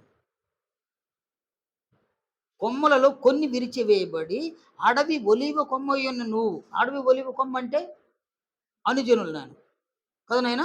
అడవి ఒలివ కొమ్మవై ఉన్న నీవు వాటి మధ్యన అంటు కట్టబడి. ఎవరి మధ్యన? అంటే యూదులు కొంతమంది బాప్తిస్మం పొంది ఉన్నారు, ఆ మొద్దులు అంటు కట్టబడ్డారు. ఇప్పుడు అడవి ఒలివ కొమ్మయిన నీవు వారితో అంటు కట్టబడ్డావు. దేవుడు ఏం చేసినాడు ఆయన? యూదులతో అనుజనులను తీసుకొచ్చి అంటు కట్టినాడు. ఏం చేయాలి ఇప్పుడు? సరే, 17వ వచనం మళ్ళీ చదువుతా. కొమ్మలలో కొన్ని విరిచివేయబడి అడవి ఒలివ కొమ్మయిన నీవు వాటి మధ్యన అంటు కట్టబడి ఒలీవ చెట్టు యొక్క సారవంతమైన వేరులో వాటితో కలిసి పాలు పొందిన ఎడలా ఆ కొమ్మల పైన నీవు అతిశయింపకము. ఏ కొమ్మల మీద? యూదుల మీద అతిశయించబోకన్నాడు. నువ్వెవరు? నువ్వు వాళ్ళు ఒరిజినల్ చెట్టుకు సంబంధించిన వాళ్ళు, కొమ్మలు, ఒరిజినల్ కొమ్మలు. మనమైతే అడవి ఒలీవ కొమ్మలు అనమాట, అనుజనులు. మనల్ని తీసుకొచ్చి దేవుడు అక్కడ అంటు కడితే, అసలు వాళ్ళ మధ్య అంటు కడితే వాళ్ళని చూసి మనం అతిశయించకూడదు అని అంటున్నాడు. 18వ వచనం. నీవు అతిశయించితివా, వేరు నిన్ను భరించుతున్నది. నిన్ను భరిస్తూ ఉంటుంది ఎవరు? అబ్రహాము భరిస్తున్నట్టు నిన్ను కదా. వేరు నిన్ను భరించుతున్నది, నీవు వేరును భరించుట లేదు. 19వ వచనం. అందుకు నేను అంటు కట్టబడు నిమిత్తము కొమ్మలు విరిచివేయబడినని నీవు చెప్పుదు. నేను అంటు కట్టబడడానికి దేవుడు అబ్రహాము యొక్క సంతానమైన యూదులను ఏం చేసినాడు? విరిచాడు, పారేసినాడు. నేను అంటు కట్టబడడానికి వాళ్ళు విరిచి పారేసినాడు ఆయన. ఇప్పుడు ఎవరి మీద మనకి విధేయత కలగాల? దేవుని పట్ల విధేయులు మనం. సరే, మంచిది. వారు అవిశ్వాసమును బట్టి విరిచివేయబడి, నీవైతే విశ్వాసమును బట్టి నిలిచి ఉన్నావు. గర్వింపక భయపడము. దేవుడు స్వాభావికమైన కొమ్మలను విడిచిపెట్టని ఎడల నిన్ను విడిచిపెట్టడు. కాబట్టి దేవుని అనుగ్రహము కాఠిన్యమును, అనగా పడిపోయిన వారి మీద కాఠిన్యమును, నీవు అనుగ్రహ ప్రాప్తుడవై నిలిచి ఉన్న ఎడల నీ మీద ఉన్న దేవుని అనుగ్రహమును చూడము. అట్లు నిలువని ఎడల నీవును నరికి వేయబడదు. ఏం చేసినాడు ఆయన దేవుడు ఈడ అంటే? దీన్ని మనం వివరించుకోవడానికి టైం చాలదు మనం. ఇక్కడ అబ్రహాము అనేటువంటి ఒక మొద్దు, ఆ కొమ్మలంది ఎవరినైనా? యూదులు. ఇప్పుడు దేవుని యొక్క వాగ్దానం ఏంది? భూలోక వంశములన్నీ నీ యందు ఆశీర్వదింపబడను. కాబట్టి భూలోక వంశంలో ఉన్న అనుజనులు ఏం కావాలి నాయన? అబ్రహాము సంతానం కావాలి. అబ్రహాముకి సంతానం కావాలి. చూడండి, మనం గలతీ పత్రిక చూసినాం కదా, 7వ అధ్యాయం 27వ వచనము, 28, 29 వచనాలు చూడండి. క్రీస్తులోనికి బాప్తిస్మం పొందిన మీరందరూ క్రీస్తును ధరించుకొని ఉన్నారు. ఇందులో యూదుడని గ్రీసు దేశస్థుడని లేదు, దాసుడని స్వతంత్రుడని లేదు, పురుషుడని స్త్రీ అని లేదు. యేసుక్రీస్తునందు మీరందరూ ఏకముగా ఉన్నారు. మీరు క్రీస్తు సంబంధులైతే, 29వ వచనం, మీరు క్రీస్తు సంబంధులైతే ఆ పక్షమందు అబ్రహాము యొక్క సంతానం అయ్యుండి వాగ్దాన ప్రకారము వారసులై ఉన్నారు. మనం క్రీస్తు సంబంధులైతే ఎవరి సంతానం? మనము అబ్రహాము సంతానం అన్నమాట. ఆ పక్షమందు మనము వాగ్దాన వాగ్దానం ప్రకారము వారసులమై. ఎవరికి వారసులం మనము? అబ్రహాముకు వారసులు మనము. ఇది వాగ్దానం అన్నమాట. ఆ వాగ్దానాన్ని దేవుడు నెరవేర్చడానికి యూదులలో సువార్తకు అవిధేయులైన వారిని అంతా ఏం చేసినాడు దేవుడు? విరిచివేసినాడు. అనుజనుల్లో విధేయులైన వారిని ఏం చేసినాడు ఆయన? అంటు కట్టేసినాడు. ఎక్కడ అంటు కట్టినాడు ఆయన? ఇక్కడ ఇక్కడ ఎక్కడ అంటు కట్టినాడు అంటే ఇక్కడ, నేను నిజమైన ద్రాక్షావళిని. ఎవరితో అంటు కట్టినాడు మనల్ని? క్రీస్తు యేసుతో అంటు కట్టాడు. క్రీస్తు ఎవరు? క్రీస్తు ఎవరు? సందర్భాన్ని బట్టి. క్రీస్తు ఎవరు? అబ్రహాము సంతానం అని. నీ యందు భూమి యొక్క వంశములన్నీ ఆశీర్వదం అంటే ఎవరు యందు? క్రీస్తునందు అన్నమాట. సరేనా? క్రీస్తునందు ఈ అంటు కట్టబడే భూమి యొక్క వంశాలన్నీ ఆశీర్వదింపబడుతుందని అబ్రహాముకు వాగ్దానం చేసినాడు దేవుడు. కనుక యేసు ప్రభు అంటాడు, నేను నిజమైన ద్రాక్షవల్లిని, నా తండ్రి వ్యవసాయం.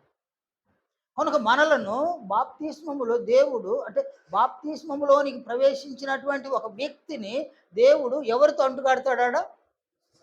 క్రీస్తుతో అంటుకడతాడు. అంటుకట్టడం ఎందుకు నాయన? అంటుగట్టే ఈ పద్ధతి ఎప్పుడో ఉంది నాయన. అంటుగట్టే ఈ విధానము ఎప్పుడో ఉందన్నమాట. ఎప్పుడు ఉంది నాయన? అబ్రహాం కాలంలోనే ఉండదు అనమాట. అంటు కట్టడము ఎందుకు? తక్కువ సమయములో ఎక్కువ ఫలములు ఇవ్వడం కోసం. తక్కువ సమయము ఎక్కువ ఫలములు ఇవ్వడం కోసం. అంటే బాప్తిస్మం పొందేసరికి ఒక 35 సంవత్సరాలు అనుకోనైనా, ఆయుష్కాలం ఎంత ఉంది? ఇంకా ఒక 45 సంవత్సరాలు, 80 సంవత్సరాలు, 70 సంవత్సరాలు అయితే కదా 35 సంవత్సరాలు ఉంటుంది అన్నమాట. 35 సంవత్సరాల్లో 70 సంవత్సరాలకు సంబంధించినటువంటి ఫలములు ఫలించాలి. సమయం తగ్గింది, ఫలితాలు ఎక్కువగా ఫలించాలి. ఫలితాలు ఎక్కువగా ఫలించాలంటే ఏం చేయాలనుకున్నాడు దేవుడు? అంటు కట్టాలనుకున్నాడు. ఎవరితో అంటు కట్టాలి? ఎందువలన అంటు కట్టడం అంటే ఏంది నాయన?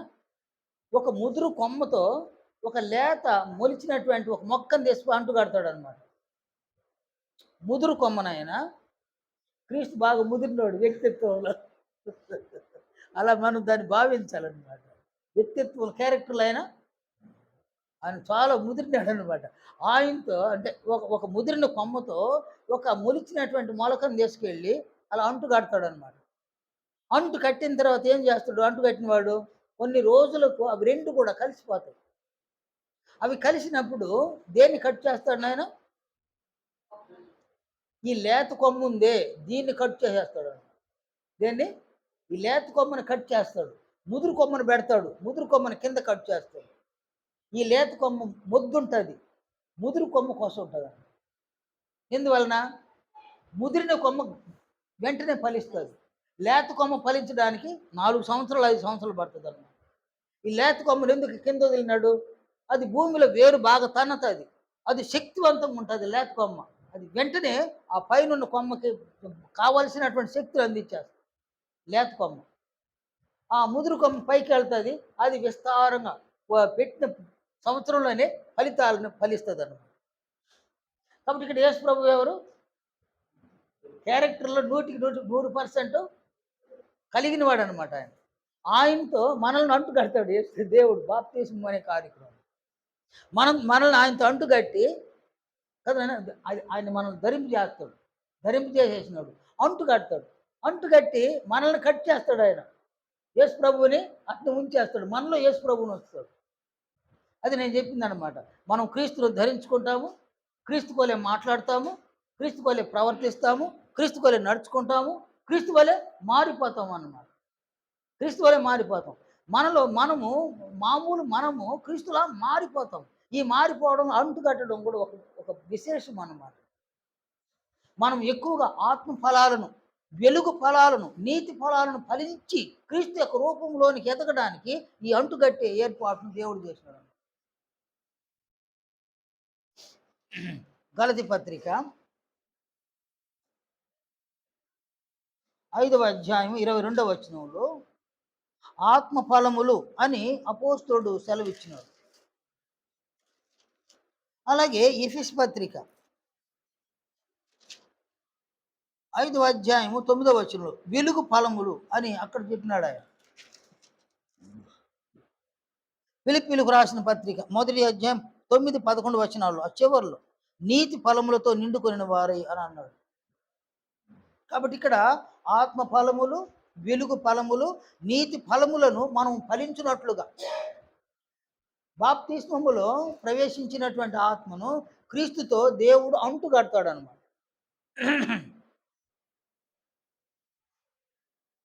ఎందుకు అంటుకట్టడం అంటే ఈ ఫలములను శీఘ్రంగా ఫలించడానికి. అంటే బాప్తిస్మం పొందేసరికి నా వయసు 35 సంవత్సరాలు ఉన్నాయి. 70 సంవత్సరాలు ఉన్నాయి. నేను బ్రతకగలిగితే 70 సంవత్సరాల్లో ఫలించవలసిన ఫలాలను 35 సంవత్సరాల్లోనే ఫలించడానికి నన్ను క్రీస్తు యేసుతో దేవుడు అంటుకట్టినాడు. అలాగే మీలో ఎవరినైనా సరే, ఎవరైనా ఒకవేళ 50 సంవత్సరాలలో బాప్తిస్మం పొంది ఉంటే మిగిలిన ఎన్ని సంవత్సరాలు ఉంది అవకాశం వాళ్ళకి? అధిక బలం ఉంటే 30 సంవత్సరాలు, లేదంటే 20 సంవత్సరాలు. 20 సంవత్సరాల్లో 70 సంవత్సరాల ఆత్మ ఫలాలను ఫలించడానికి ఆయన అంటుకట్టాడు. ఇది సీక్రెట్. దీన్ని మనం గ్రహించాలని, ముఖ్యంగా సువార్థికులుగా తయారయ్యేటువంటి మీరు గ్రహించాలని. 20 సంవత్సరాల్లో ఎవరైనా అంటుకట్టబడ్డారు బాప్తిస్మములో, వారు ఇక 50 సంవత్సరాలు, 60 సంవత్సరాలు బ్రతకగలుగుతారు. 60 సంవత్సరాల్లోకి వాళ్ళు నిశ్చయంగా ఒక 80 సంవత్సరాల ఫలాలను వాళ్ళు ఫలించాలి, ఆత్మ ఫలాలు. మనకి ఇక్కడ అంటు కట్టడం ఎందుకు అంటే తక్కువ సమయంలో ఎక్కువ ఫలములను ఫలించడానికి. ఏ ఫలాలు అవి? ఆత్మ ఫలాలు, వెలుగు ఫలాలు, నీతి ఫలములను ఫలించడానికి దేవుడు ఆత్మలను బాప్తిస్మం అనే కార్యక్రమంలో క్రీస్తు యేసుతో అంటు కడతాడు.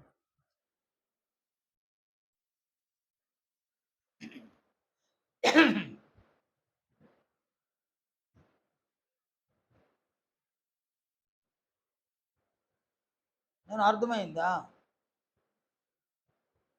క్రీస్తును ధరించుకోవడం, అలాగే క్రీస్తు యేసునందు అంటు కట్టబడడం. సహజంగా సువార్థికులుగా మీరు దీన్ని గ్రహించండి. కొరకు బాప్తిస్మములో దేవుడు క్రీస్తు యేసును ధరింపు చేస్తాడు, నంబర్ 1. నంబర్ 2, ఇక్కడ క్రీస్తు యేసుతో మనల్ని ఏం చేస్తాడు? బాప్తిస్మం పొందే ఆత్మని అంటు కడతాడు. ఈ 2 ఆశీర్వాదాలు బాప్తిస్మము అనేటువంటి కార్యక్రమంలో దేవుడు ఈ ఆశీర్వాదాలను అనుగ్రహిస్తాడు.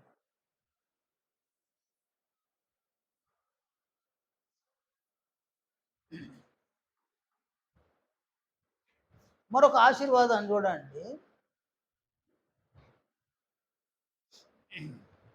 బాప్తిస్మము అనేటువంటి కార్యక్రమంలో దేవుడు ఉచితముగా నీతిమంతులుగా తీరుస్తాడు అనమాట. నేను మళ్ళీ చెప్తున్నా, బాప్తిస్మము అనేటువంటి కార్యక్రమంలో దేవుడు ఉచితముగా నీతిమంతులుగా తీరుస్తాడు అన్నమాట. బాప్తిస్మం పొందేటువంటి ఆ సమయం క్షణాలేనాయి, అలా ముంచి అలా లేపడం అన్నమాట.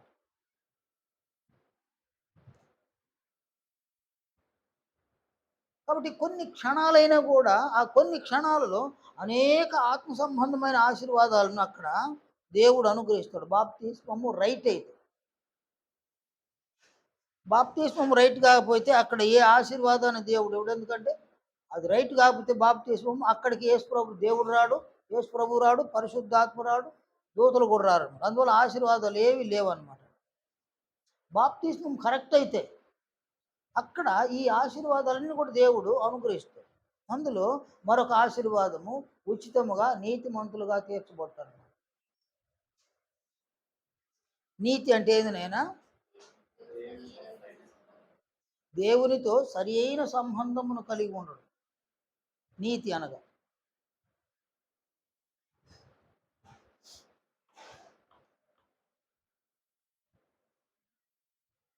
సంబంధములను గురించి మనకు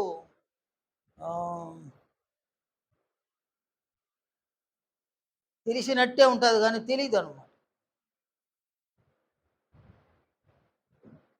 ఒక భర్తతో ఎలా సంబంధాన్ని కలిగి ఉండాలి, ఒక భార్యతో ఎలా సంబంధాన్ని కలిగి ఉండాలి,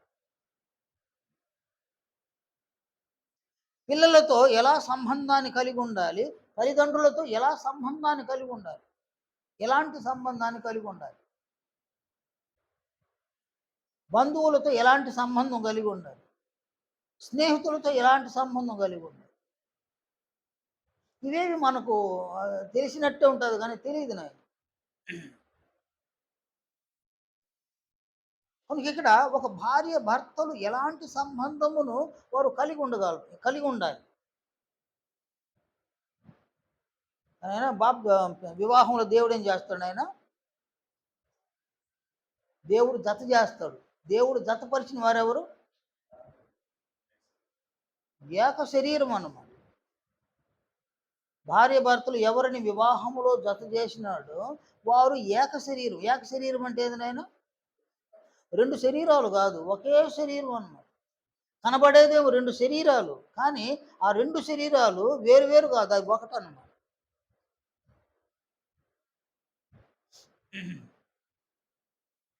కనుక ఒక భార్య శరీరాన్ని భర్త చూసినప్పుడు ఎలా ఫీల్ అవ్వాలా?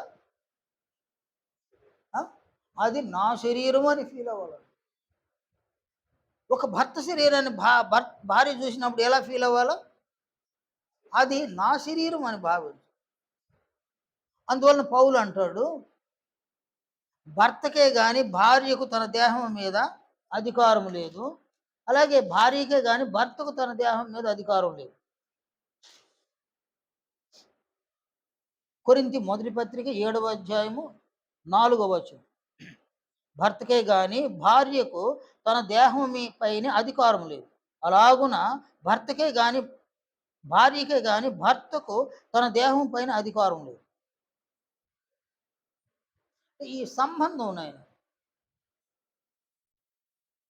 నీ శరీరం మీద నీ భార్యకు అధికారం అని మరొక విధంగా చెప్పాలంటే, నీ శరీరం మీద అధికారి నీ భార్య, నీ శరీరం మీద అధికారి నీ భర్త. ఇవి అధికారాలు. కానీ మనం అనుకుంటా ఉన్నది సరైన సంబంధాన్ని గురించి ఆలోచన చేస్తాం. భార్య భర్తల మధ్య సరియైన సంబంధము ఎలా ఉంటుంది? ఎలా?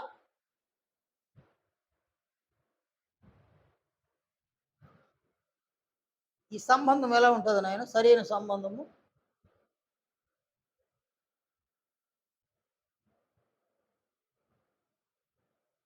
భార్య భర్తల మధ్య సరైన సంబంధం ఎలా ఉంటుంది?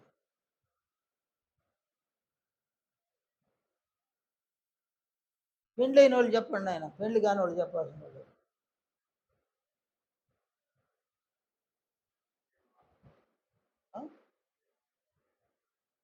ఒకే మాట ఒకే బాణమా?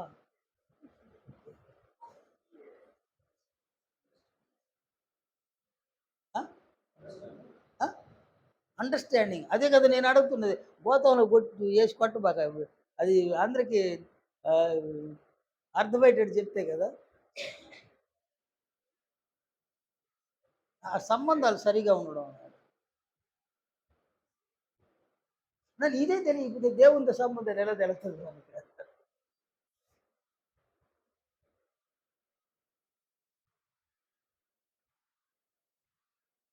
ఒక భర్త భార్యను ఏం చేయాలా? భర్త భార్యను ప్రేమించాలి. ఎలా ప్రేమించాలి? తన సొంత శరీరమును వలె ప్రేమించాలి. అంటే ఒక భర్త తన భార్యను తన సొంత శరీరము వలె ప్రేమించాలి. దాని అర్థమైంది నైనా? సొంత శరీరంగా ప్రేమించడం అంటే దాని అర్థమైంది. ఆడవాళ్ళు భలే అమాయకులు నాయన. ఆడవాళ్ళు అమాయకులు అన్నమాట, మగవాళ్ళు అతి తెలివి కలిగిన వాళ్ళు అనమాట.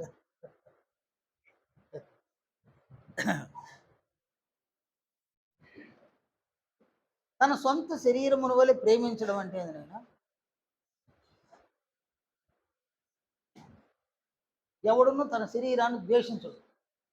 ప్రతివాడు తన శరీరాన్ని ప్రేమిస్తాడు. ప్రేమించడం అంటే ఏంది? నీ శరీరం యొక్క అవసరతలను తీర్చడం. నీవు నీ శరీరాన్ని ప్రేమించు కదా నాయన. నీ శరీరం యొక్క అవసరతలను నీవు తీర్చడము, నీ శరీరాన్ని ప్రేమించు. సేమ్ టైం నీ శరీర అవసరాలు ఎలా ఉన్నాయో అలాగున నీ భార్య శరీరానికి అవసరతలు ఉన్నాయి. ఆ అవసరతలను నీవు తీర్చడం అనేది ఏంది నాయన? ఎవరిని ప్రేమించడము? భార్యను అంటే నేను చెప్పేది మళ్ళీ అడిగిందంత తీర్చేయడం అని కాదు. మనం ఒత్తులాడిపోతాయన్నమాట. వాళ్ళు అడిగిందంతా తీసిస్తే నేను వాళ్ళకి వచ్చే కోరికలు దేవదూతలు కూడా రావన్నమాట.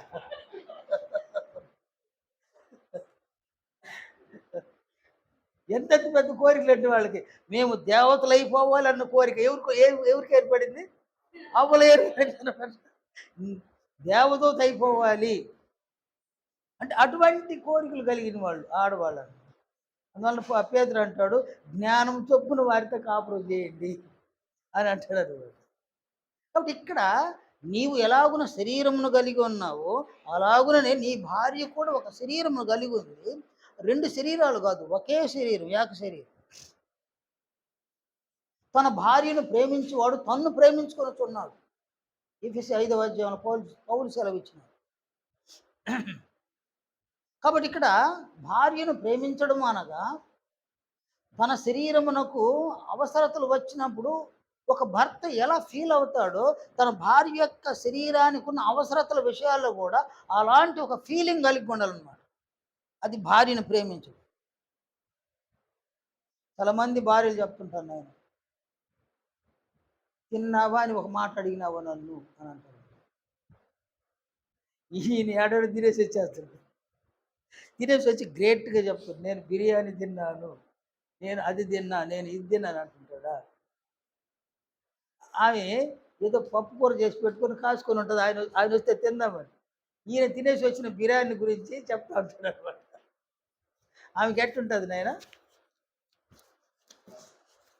సరే తినేసి వస్తే తినేసి వస్తావు, నువ్వు తిన్నావని నన్ను అడిగినావా? చిన్న చిన్న విషయాలు, పెద్ద పెద్ద విషయాలు కాదు. నీవు భోంచేస్తూ నీ భార్యకు ఒక ముద్ద అన్నం పెట్టినా ఆమె దాన్ని పరమానంగా భావిస్తుంది. నువ్వు వెళ్ళి హోటల్లో ఒక బిర్యానీ పొట్టలో తీసుకొచ్చి ఇవ్వడానికన్నా నీవు తింటూ ఉన్న ఆహారాన్ని ఒక ముద్ద ఆమెకు గన నువ్వు తినిపిస్తే అది ఆమెకు పరమాన్నం ఉన్నాయి. అంటే వాళ్ళ మనస్తత్వం అదన్నమాట. వాళ్ళ మనస్తత్వము చాలా మృదువైందన్న. ఆ మృదువైనటువంటి మనస్తత్వము చిన్ని చిన్ని కోరికలు కలిగి ఉంటుంది. ఆ మనస్తత్వం కొన్నిసార్లు పెద్ద పెద్ద కోరికలుగా ఉండొచ్చు. ఆ కోరికలు తీర్చలేనప్పుడు మనం దాన్ని అవాయిడ్ చేయడానికి ఏం చేయాలో, మనం జ్ఞానం కలిగి ఉండాలన్నమాట. జ్ఞానం కలిగిన వాళ్ళు వాళ్ళ పుట్టే కోరికల నుండి వాళ్ళని అట్లా వెలుపలికి తీసుకొచ్చి పెట్టచ్చు అని. సరే, చిన్న చిన్ని విషయాలు, చిన్న చిన్న విషయాలు, మరీ స్వల్పమైనటువంటి విషయాల్లో కూడా విసుక్కోడు. అంటే భార్య మీద విసుక్కోడు. ఆమెకేమి సిగ్నల్ అది? భార్య మీద విసుక్కుంటే ఆమెకేం సిగ్నల్ నాయన? నా మీద ప్రేమ లేదు. ఆమె మీద అప్పుడప్పుడు కోపాన్ని చూపించడు. ఏం సిగ్నల్ ఏంది అది? నా మీద ప్రేమ లేదు. అప్పుడప్పుడు ఆమెను కసురుకోడు. ఆమె మనసులో నా మీద ప్రేమ లేదు. ఒకసారి కాదు, 2 సార్లు కాదు. ఈమె ఒకసారి అనుకునింది నా మీద ప్రేమ లేదని, మళ్ళీ కాంప్రమైజ్ అవుతుంది. రెండవసారి అనుకునింది నా మీద ప్రేమ లేదని, మళ్ళీ కాంప్రమైజ్ అవుతుంది. మూడవసారి అనుకుంటుంది నా మీద ప్రేమ లేదని, మళ్ళీ కాంప్రమైజ్ అవుతుంది. ఆయన ఒక మనిషి ఎన్నిసార్లు కాంప్రమైజ్ అవుతారు నాయన? ఎన్ని సంవత్సరాలు కాంప్రమైజ్ అవుతారు నాయన? ఎన్నిసార్లు కాంప్రమైజ్ అవుతారు? ఎన్ని సంవత్సరాలు కాంప్రమైజ్ అవుతారు? ఈయన ఎట్టుంటాడు నాయన? నేను చెప్పిందే చేయాలి, నేను చెప్పిందే వినాలి. ఈయన దీక్ష పొందుతూ ఉంటాడు అనమాట. ఈయన దీక్ష అంటే నేను మగోడిని, నేను చెప్పింది వినాలి, నేను చెప్పింది చేయాలంటుంటాడు. ఆమె కోరేది ఏంది? నువ్వు చెప్పింది చేస్తా, నువ్వు చెప్పింది వింటా, నాకు కావాల్సింది ఏంది? ఇంత ప్రేమ కావాలి. ఎంత ప్రేమ కావాలో అంత ప్రేమ. అంత ప్రేమ అక్కడ దొరక్కపోతే ఎన్ని రోజులు లేక ఎన్ని సంవత్సరాలు కాంప్రమైజ్ అవుతాయి. చూడండి, నేను కాంప్రమైజ్ అవుతూ ఉంటారు, కాంప్రమైజ్ అవుతూ ఉంటారు, కాంప్రమైజ్ అవుతూ ఉంటారు. ఆ తర్వాత ఏం చేస్తారు నేను వాళ్ళు? ఇక నేను కాంప్రమైజ్ కాను, అనుకున్నప్పుడు ఏమవుతారు వాళ్ళు? వాళ్ళు ఆ కుటుంబంలో యాంటీగా మారుతారు. కుటుంబాలను చూడండి, కుటుంబాలు పతనమైపోవడానికి కారణం అది. యాంటీగా మారిన తర్వాత అక్కడ ఏముండదు, ఆడ సంబంధాలు లేనే లేవు. యో అంటారు, ఏమంటుంది ఆయన? ఏమండి పోయింది, ఏమండి పోతుంది, యో అంటారు అనమాట. ఏం సిగ్నల్ అది? సిగ్నల్ ఏది నేను అది? యో అంటారు నేను, దాని సిగ్నల్ ఏంది నాయన? ఇక నీకు గౌరవం లేదు అదనమాట. దాని సిగ్నల్ అదనమాట. యో అంటే పర్వాలా, నాటు భాషలో యో అని పిలుస్తారు. మళ్ళీ కొన్ని రోజులు పోయింది, ఇప్పుడేమంటారు నాయన? రే అంటారు. రే అంటారు అనమాట. ఆ సిగ్నల్ ఏంది నాయన? ఉండే గౌరవం పోయింది, పోయిందన్నమాట. ఆడు తర్వాత ఇవన్నీ సీక్రెట్ ఇళ్లలో జరిగేది. ఆడు తర్వాత బాహాటంగా బయట వస్తాను నేను, వాడా వీడా అంటుంటారు. ఎవరిని? మన అంటాడు, ఎవరిని అంటున్నది అనుకోవాలా. ఎవరిని అంటున్నది? భర్తనే అంటుండు. వాడా, వాడి కథ రాని వాడి కథ ఇంట్లో తేల్చేస్తున్నాడు. ఎంతమంది చూడలేదు నేను, మనము చాలా మందిని చూస్తున్నాం. అప్పుడు ఇంట్లో గౌరవం ఏడదాకా, అగౌరవం ఏడదాకపోయింది, వీధిలో కూడా గౌరవం పోతుంది. ఇక వాడు చేసేది ఏమీ లేదు. వాడు ఇప్పుడు కాంప్రమైజ్ కావాలనుకున్నా, భార్యతో కాంప్రమైజ్ అవ్వాలనుకున్నా, ఒకప్పుడు ఆమె కాంప్రమైజ్ అయిపోతూ ఉంటుంది. ఇప్పుడు వీడు కాంప్రమైజ్ కావాలనుకున్నా ఆమె కాంప్రమైజ్ కాదు. చివరి వరకు నేను అతడిని ఒక శత్రువుగానే చూస్తాడు. ఇందువలన ప్రేమ పొందవలసిన వయసులో అతడు ప్రేమించలే. అందువలన ఆమె ఏం చేసిందంటే ద్వేషించిందన్నమాట. ఈ ద్వేషం ఎంతవరకు ఉంటుందంటే మరణించేంత వరకు ఉంటుంది. వారిరువురు ఒకరికి ఒకరు బద్ధ శత్రువులుగా మారిపోయారు. అసలు వాళ్ళిద్దరి మధ్య సంబంధం బాగానే ఉండదన్నమాట. సంబంధమే లేదు. ఒకే ఇంట్లో ఉంటారు కదా, ఒకే ఇంట్లో ఉంటారు. బిడ్డలు ఏమని అడిగినారు ఆ తండ్రిని, ఏమంటాడా? నా ఇష్టం కాదు బోరే, మీ అమ్మ ఇష్టం, మీ అమ్మని అడుక్కోబడి అంట. అది అమ్మకి సంబంధించిన పనులు అయితే. మళ్ళీ అమ్మ దగ్గరికి వెళ్తారు, ఆమెకు సంబంధంలో ఈయనతో సంబంధం అంటే నన్ను అడగండి, మీ నాయన అడుక్కోబడినాను. సేమ్ కుటుంబాల్లో జరిగేది. కుటుంబాలు ఇదే జరుగుతుందని, సంబంధాలు లేవు. ఒకే ఇంట్లో భార్య భర్తలుగా ఉన్నారు కానీ నిజంగా వాళ్ళు అసలు భార్య భర్తలే కాదు, శత్రువులు అన్నమాట. శత్రువులాగా ఉంటుంది. దీనంతటికి కారణము భార్య వైపు నుంచి ప్రేమించాలి, భర్త వైపు నుంచి భర్త భార్యను ప్రేమించాలి, అతడు భార్యను ప్రేమించాలి. భార్య వైపు నుంచి భర్తకు ఆమె లోబడాలి. ఆమె అనేక సందర్భాలు కాంప్రమైజ్ అయ్యి కూడా ఇప్పుడు ఆమె ఏం చేస్తుంది నాయన? ఆమె వ్యతిరేకిస్తుంది. వ్యతిరేకించిన తర్వాత అతనితో కాంప్రమైజ్ కాదు. ఆమె అతనికి లోబడదు, ఈయన ప్రేమించడు, అందువలన ఆమె లోబడదు అన్నమాట. వాళ్ళిద్దరి మధ్య సంబంధాలు లేనే లేవు, చచ్చేంత వరకు సంబంధాలు లేవు. ఒక ఇంట్లో ఉంటారు, సంబంధాలు లేవు. చుట్టూ ఉన్న వాళ్ళకి భార్య భర్తలాగా కనిపిస్తారు, సంబంధాలు మాత్రం లేవు. చుట్టూ ఉన్న వాళ్ళకి ఆ కుటుంబంలో ఉన్న బాధ్యతలన్నీ వారే చూసేటట్టు కనబడుతుంటారు. అది వాళ్ళ కర్మ అంతే, కానీ సంబంధాలు మాత్రం లేవన్న. ఒకరికి ఒకరు చూసుకున్నప్పుడు అంతా శత్రువులాగా చూసుకోవడం. ఒకరితో ఒకరు మాట్లాడుకునేటప్పుడు చూడండి, నేను భార్య భర్తలు మాట్లాడుకునేటప్పుడు చూడండి, చాలా మంది భార్యలు భర్త మాట్లాడుతూ ఉంటే విసుక్కొని తల తిప్పుకొని వెళ్ళిపోతుంటారు. అసలు వినరు, ఆ మాట వినరు. చీకొట్టేవాళ్ళు చాలామంది ముఖాన్ని వికారంగా చూపిస్తారు భర్త మాట్లాడు. వాడు చూస్తాడు, భార్య ముఖం చూస్తాడు, వాడికి సీన్ అర్థమైపోయింది, నోరు మూసుకొని వెళ్ళిపోతూ ఉంటాడు అంట. వాడు ఇంకేం మాట్లాడు. దీనంతటికి కారణం సంబంధాలు బాగా. తాను ప్రేమించవలసిన వయసులో ఆమెను ప్రేమించాల, అందువలన ఆమె అతనికి లోబడాల. భర్త ప్రేమించి భార్య లోబడితే ఇద్దరు ఎలాంటి సంబంధం కలిగి ఉంటారు? ఓ మంచి సంబంధాన్ని కలిగి ఉంటారు. అతడు ప్రేమించలా, ఆమె లోబడాల, ఇప్పుడు సంబంధాలే లేవని. ఒక కుటుంబంలో సంబంధాలు లేనటువంటి మనుషులను భార్య భర్తలు చూస్తున్నాము. కనబడేటువంటి మనుషుల మధ్యనే సంబంధాలు బాగల, సరైన సంబంధాలు. కనబడనటువంటి దేవునితో ఈ సంబంధాలు ఎలానైనా, ఈ సంబంధాలు. అందువల్ల మీ భార్యలను ప్రేమించండి. మీ మీ శరీరానికి వల్ల మీ భార్యలను ప్రేమించు, చాలా మంచిదన్నమాట. వాళ్ళ మీద విసుక్కోబోకండి, వాళ్ళ మీద ఎప్పుడు కోపపడబోకండి. కోపాన్ని పుట్టిస్తారు. నేను పుట్టించినా కూడా కోపపడబోకండి. కోపపడుడి కానీ ఏం చేయకూడదు, పాపం చేయడం అంటే ఏంది? పాపం అంటే ఏంది నాయన? కొట్టేసినావు నీ భార్యని అనుకో, ఎవరిని కొట్టినావా? ఆమె ఎవరిని ధరించుకున్నాడు? అది ఎవరిని ధరించుకుంది నేను? ఆమె క్రీస్తుని ధరించుకున్నట్టు నువ్వు కొట్టేస్తే ఎవరిని కొట్టినావు కదా? ఎంత పెద్ద నేరం ఉన్నారు మనకు తెలియని ఇంత పెద్ద నేరం వాళ్ళు ఉన్నారు. మనకు తెలియకనే పెద్ద పెద్ద నేరం, పాపం అన్నమాట. ఇప్పుడు యూదులు ఆయన కొరడాలతో కొట్టినారు కదా, ఆ వాళ్ళైతే కొరడాలతో కొట్టి నువ్వు చేతులతో కొడుతున్నావు. అదే తేడా, అదే. వాళ్ళు కొరడాలతో కొట్టినారు, మనం చేతితో కొట్టి. వాళ్ళు కోపం రాని వాళ్ళు ఏదైనా మాట్లాడతారు కానీ మనల్ని కొట్టరు అనమాట. వాళ్ళు ఇంత పాపాలు చేయరు. వాళ్ళు మాట్లాడతారు, మాట్లాడిన కూడా పాపమే. నేను అంటే ఏమంటాడు పోలు, పాపపడ్డు కానీ పాపం చేయకూడదు. అక్కడ క్రియలు మాటలు రెండు ఉన్నాయి.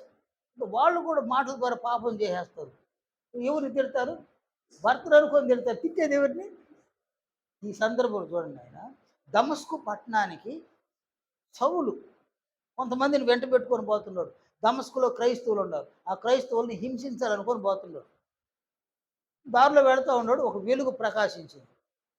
ఆ వెలుగును చూడలేక ఆయన ఏమైనాడు, నేల మీద పడిపోయినాడు. ఒక శబ్దం ఆయనకి మాత్రం వినపడింది, సౌలా సౌలా నన్నేల హింసించుతున్నావు అనే శబ్దం ఒకటి వినిపించింది. అప్పుడు ఈయన నువ్వెవరు ప్రభు అన్నాడు. ఎందువలన ప్రభు అన్నాడు? ప్రభు అనే పదం ఎందుకు వచ్చింది నాయన?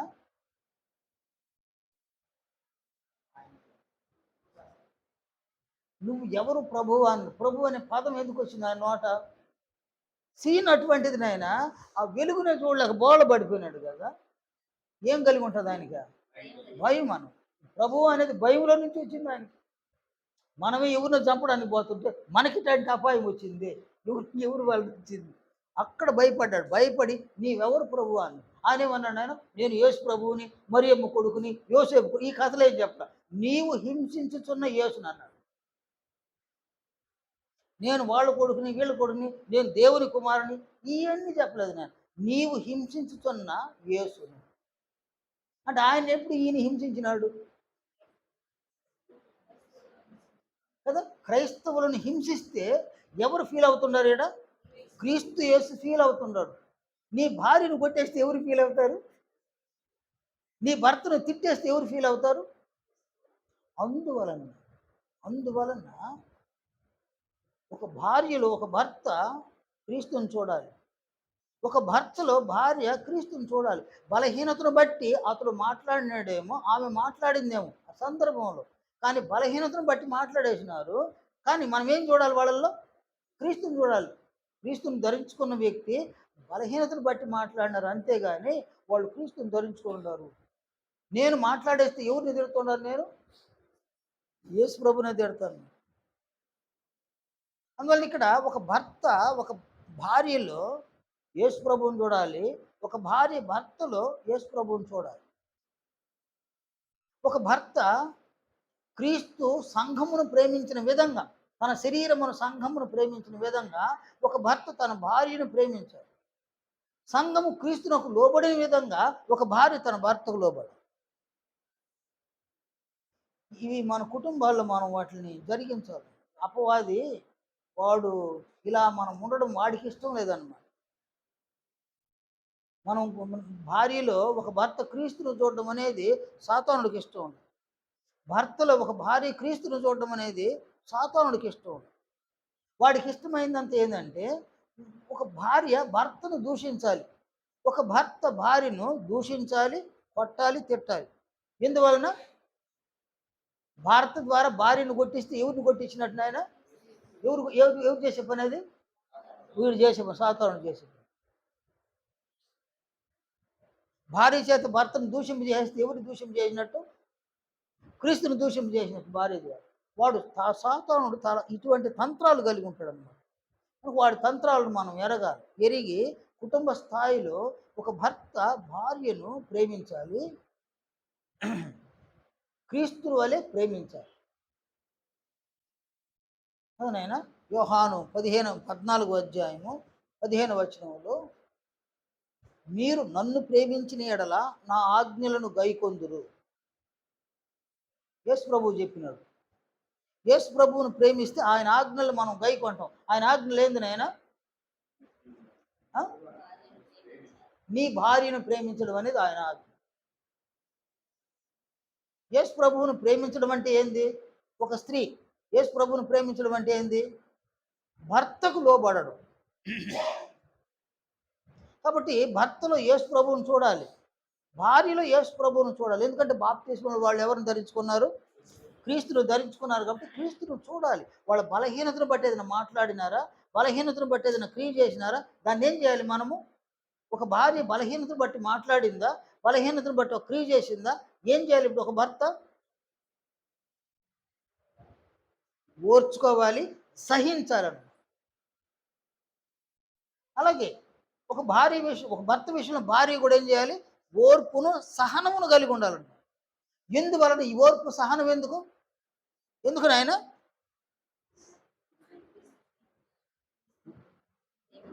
క్రీస్తు మీద ఉన్న ప్రేమ, క్రీస్తు మీద ఉన్న ప్రేమతో మనం ఈ ఓర్పును సహనము కలిగి ఉండాలి. ఓర్పే లేకపోతే, ఈ సహనము లేకపోతే అక్కడేమొస్తుంది నాయన? కోపం వస్తే, కోపం వస్తే పాపం చేస్తే, ఎవరి విషయంలో పాపం చేస్తున్నాము? నీ భర్త విషయంలో నువ్వు పాపం చేసినావు అంటే యేసు ప్రభువును డైరెక్ట్గా దూషించడము, ద్వేషించడము. సంబంధాలు ఎలా ఉంటాయి నాయన? భార్య భర్తల మధ్య సంబంధం ఉండదు. యేసు ప్రభువుకి వీళ్ళకి సంబంధం ఉండదు. యెహోవా దేవునికి వీళ్ళకి సంబంధం ఉండదు. కంటైన దేవునికి వీళ్ళకి సంబంధం ఉండదు. ఈ సంబంధాలన్నీ తెంచేయడానికి సాతానునికి తంత్రాలు. భార్య భర్తల మధ్య ఎప్పుడు గొడవలు పెడతారు. ఆదాము అవ్వలు ఏదేని తోటలు ఉన్నారు నాయన. ఏదేని తోట ఎవరిది నాయన? దేవుంది కదా. వాళ్ళు ఉండేది ఎక్కడైనా ఒక సేఫ్టీ ప్లేస్లో ఉన్నారు వాళ్ళు. ఈ సేఫ్టీ ప్లేస్లో చొరబడింది ఎవరు? ఎందుకు చొరబడ్డాడు? వాడు చొరబడ్డానికి గల మూల కారణం ఏంది? మొదటి ఎవరిని విడగొట్టాలా? ఆదాము అవ్వలు భార్య భర్తలను ఇద్దరిని విడగొట్టాలా. నెక్స్ట్ ఏం చేయాలా? వీళ్ళిద్దరిని ఆయన నుంచి విడగొట్టేయాలి. అయిపోయింది, క్లోజ్. దేవుడు ఏం చేసినాడు ఆయన? తన్ని బయట తరిమేసి, తోట నుంచి ఏం చేసినాడు? తన్ని బయట తరి అటు చెప్పుకోవాలి దాన్ని. మనం తన్ని బయట తరిమేసినాడు. బయటికి వెళ్ళిన తర్వాత బతుకులు ఎట్టు మారినాయి నేను వాళ్ళకి? బయట వెళ్ళిన తర్వాత బతుకులు ఎట్టున్నాయి? వాడు బతుకులు చూసి ఆనందించేది ఎవరాడ? సాతానుడు. చూసి బాధపడింది ఎవరు? అందువల్ల ఆయన ఏం చేసినాడు? చర్మపు చొక్కాయలు తీసుకొచ్చి వాళ్ళకి ప్రేమ చూడండి. తరిమేసినా కూడా వాళ్ళ మీద దేవుడు ప్రేమ చూపించినాడు. వేడుక చూసింది ఎవరాడ? మన కుటుంబాల్లో కూడా సాతానుడు వేడుక చూస్తాడు. మన మధ్య గొడవలు పెట్టేసి మనం ఒకరినొకరు దూషించుకుంటాం. ఎవరిని దూషిస్తున్నాము? భర్త అయినా భార్య అయినా ఇద్దరు కలిసి ఎవరిని దూషిస్తున్నారు? యేసు ప్రభువుని దూషించేయడు. మనం వాడు అక్కడ కూర్చొని వేడుక చూసాం. వా, ఎటువంటి అద్భుతమైన సీన్ అబ్బా ఇదని చూస్తుంటాడు. వాడికి కావాల్సింది అది. మనమందరం యేసు ప్రభువుని ద్వేషించాలి, ఆయన దూషించాలి, ఆయనకు అవమానం కలిగించాలి. కనుక ఇక్కడ భార్య భర్తల మధ్య ఒక సరైన సంబంధం. ఒక భర్త ప్రభువును ప్రేమించి ప్రభువు యొక్క ఆజ్ఞకు లోబడి భార్యను ప్రేమించాలి. ఒక భార్య ప్రభువును ప్రేమించి ఆయన మీద ఉన్న ప్రేమతో భర్తకు లోబడాలి. ఒక భర్త తన సొంత శరీరం వలె భార్యను ప్రేమించాలి. ఇక్కడ భార్య భర్తల మధ్య సరైన సంబంధం ఉంటుంది. ఈ సరైన సంబంధం ఉండడం వలన ఒకరి పట్ల ఒకరికి ఒక విలువైన ప్రేమ ఉంటుందండి. విలువలతో కూడినటువంటి ఒక ప్రేమ. ఆ ప్రేమ ఏం చేయగలదంటే ప్రాణాన్ని ఇయ్యగలుగుతుంది. విలువలతో కూడిన ప్రేమ ఉంటే ప్రాణాన్ని ఇయ్యగలుగుతాడు. లేదంటే ఏం చేస్తాను? నువ్వు ఎట్టనే చావు నాకేమంటారు, నువ్వు ఎట్టనే చావు నాకేమంటారు. అందువలన మనము ఏం నేర్చుకుంటా ఉన్నామంటే బాప్తిస్మం అనే కార్యక్రమంలో దేవుడు బాప్తిస్మంలోనికి వచ్చిన ఆత్మలను ఉచితముగా నీతిమంతులుగా తీరుస్తాడన్నమాట. అంటే దీన్ని మనం ఇక్కడ కొంచెం చెప్పుకున్నాము. ఆ కార్యక్రమంలో జరిగే ఆ విషయాలన్నీ కూడా మళ్ళీ మనం వచ్చే వారం చెప్పుకుందాము. సమయం అయిపోయింది. నాకు మళ్ళీ జ్ఞాపకం చేయండి వచ్చే వారంలో. బాప్తిస్మం అనే కార్యక్రమంలో దేవుడు ఉచితముగా నీతిమంతులుగా తీరుస్తాడు. అది సబ్జెక్టు. ఊరికి ఒక ఉపమానం లాగా చెప్పుకున్నాము. ఇప్పుడు ఆ రోజు మనం లేఖనానుసారంగా ఈ సంబంధాలు ఎలా ఏర్పడతాయనే దాన్ని నేర్చుకున్నాం.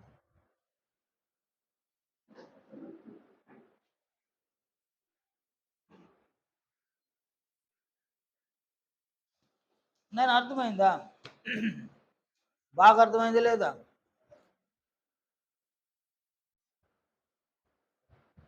మన సంఘంలో మీరందరూ ఉన్నారు ఇప్పుడు. మన సంఘంలో ఈ సంవత్సరం మనము ఒక ఒక ఆలోచన చేసినాం. ఆలోచన ఏంటంటే ఈ సంవత్సరంలో సంఘములో ఉన్న ప్రతి ఒక్కరూ క్రీస్తులో ఉన్న ఒక్క స్వభావాన్నైనా లేక 2 స్వభావాలనైనా మన ఆత్మకు సమకూర్చుకుంటే ఈ సంవత్సరం చివరి దినాన డిసెంబర్ 31 ఆ దినాన మనం సంఘంగా కూడి వస్తాం. కూడి వచ్చినప్పుడు తండ్రి అయిన దేవునికి ఆయన ఎదుట మనం చాలా ధైర్యంగా ఆనందంగా నిలవబడతాం. మీరు ఇచ్చిన ఈ సంవత్సరంలో ప్రభువులో ఉన్న ఒక స్వభావాన్ని లేక 2 స్వభావాలని నా ఆత్మకు సమకూర్చుకున్నాను తండ్రి. మీరు కానీ అవకాశం ఇచ్చి 25లోకి ప్రవేశింపజేసి మరికొన్ని 2 స్వభావాలని ప్రభువులో ఉన్న స్వభావాలను నా ఆత్మకు సంపాదించుకుంటాను అని ప్రభువు దగ్గర మనం ధైర్యంగా నిలబడగలము, ఆనందించగలము. ఆయనకి ఈ మాటను ఇచ్చి ఆయన ద్వారా మనం కనికరాన్ని పొందగలం అని మనం అనుకున్నాం కదా. అనుకున్న తర్వాత దేవుడు మనకు అద్భుతమైన విషయాలు నేర్పిస్తున్నాడు. నెంబర్ 1, సంఘములో ఉన్నటువంటి వారు క్రీస్తు యొక్క మహిమను పొందాలి. అదనైనా నెంబర్ 1. నెంబర్ 2 ఏందినైనా? సంఘములో సువార్థికులు తయారు కావాలి. ఈ 2 కార్యక్రమాలను ఈ 2 కార్యక్రమాలు దేవుని చిత్తానుసారమైనటువంటి కార్యక్రమాలు. ఈ 2 కార్యక్రమాలను చేయడానికి ప్రతి ఒక్కరూ ఎవరి ప్రయాసం వాళ్ళదన్నమాట. ఇంత ప్రయాసపడి ఈ 2 కార్యక్రమాలను ఈ సంవత్సరంలో మనం సాధించడానికి ప్రయాసపడుతూ ఉండగా క్రీస్తు మహిమను మనం పొందితే ఎవరికి నష్టమైనా ఎవరికి ఇబ్బంది ఏడా? వానికి ఇబ్బంది అన్న. సువార్థికులుగా తయారైతే ఎవరికి ఇబ్బంది ఏడా? వానికి ఇబ్బంది అన్నమాట. అందువల్ల వాడేం చేస్తాడు? ఈ 2 కార్యక్రమాలు సంఘంలో కొనసాగకుండా దాన్ని ఆపివేయాలి అన్నటువంటి ఒక ఉద్దేశం వాళ్ళు ఉందన్నమాట. అందువల్ల మన మధ్యన అతడు సమాధానము లేకుండా చేసేటువంటి పరిస్థితులు తెస్తున్నారు అన్నమాట. ప్రస్తుతం మనస్పర్ధలు, అలాగే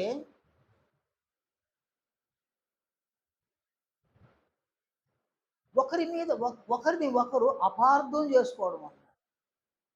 ఒకరినొకరు అపార్థం చేసుకోవడము మనస్పర్ధలు తీసుకొచ్చి పెట్టడం. అసలు మనకు సంబంధం లేని సంగతులు తీసుకొచ్చి మన మధ్య పెట్టి మనలో విరోధాన్ని కలిగించడం అన్నమాట. మనకు సంబంధం లేని సంగతులు వాటిని తీసుకొచ్చి మన మధ్యని పెట్టి మనకు విరోధాలు కలుగు చేయడం. ఇవన్నీ ఎవరి ప్లాన్ ఇవి? ఎందుకు చేస్తున్నాడు వాడు? సంఘంలో క్రీస్తు మహిమను వీరు పొందకూడదు, సంఘంలో సువార్థికులుగా తయారు కాకూడదు. ఈ 2 కనుక జరిగితే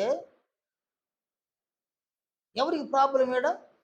వానికి ప్రాబ్లం. కాబట్టి ఇవన్నీ సంఘంలో జరగకుండా ఉండడానికి వాడు తన తంత్రాలతో మన మధ్యన మనస్పర్ధలను, జగడాలను పుట్టించే పరిస్థితులు కూడా ఉన్నాయి. అందువలన మనలో ప్రతి ఒక్కరు కూడా సంఘం కొరకు సంఘంలో జరుగుతూ ఉన్న ఈ 2 కార్యక్రమాలు ఈ సంవత్సరం అంతా కూడా ఆయన మహాకనికరం సజావుగా జరగడానికి ఈ 2 కార్యక్రమాలకు ఆటంకాన్ని, అభ్యంతరాన్ని కలుగు చేయడానికి పనిచేస్తూ ఉన్నటువంటి సాతాను తంత్రాల నుంచి మమ్మల్ని తప్పించిన ఆయన, వాని శోధ నుంచి మమ్మల్ని తప్పించని మీ వ్యక్తిగత ప్రార్థనలో సంఘం కొరకు, సంఘంలోని 2 కార్యక్రమాల కొరకు మనం అందరం కూడా కలిసి ప్రార్థన చేయవలసిన అవసరం ఉంది. దేవుడు కనికరిస్తాడు. ఈ 2 కార్యక్రమాలు సజావుగా కొనసాగుతాయి. సంఘంలో సువార్థికులు తయారవుతారు. సంఘంలో క్రీస్తు యొక్క మహిమను పొందేటువంటి వ్యక్తులు క్రీస్తు యొక్క మహిమను పొందుతారు. దేవుని చిత్తానుసారమైన 2 కార్యక్రమాలు మనం జరుపుతూ ఉండగా దేవుని కుమారుడైన క్రీస్తు యొక్క రూపంలో మనం మారుతాము. దేవుని సంకల్పం మనలో నెరవేర్చడం. కాబట్టి ఈ కార్యక్రమాల కోసం మీరు ప్రతి ఒక్కరు నన్ను వ్యక్తిగత ప్రార్థనలో జ్ఞాపకం చేసుకోండి. చివరిగా అందరు నిలువబడితే ప్రార్థన చేసుకోండి.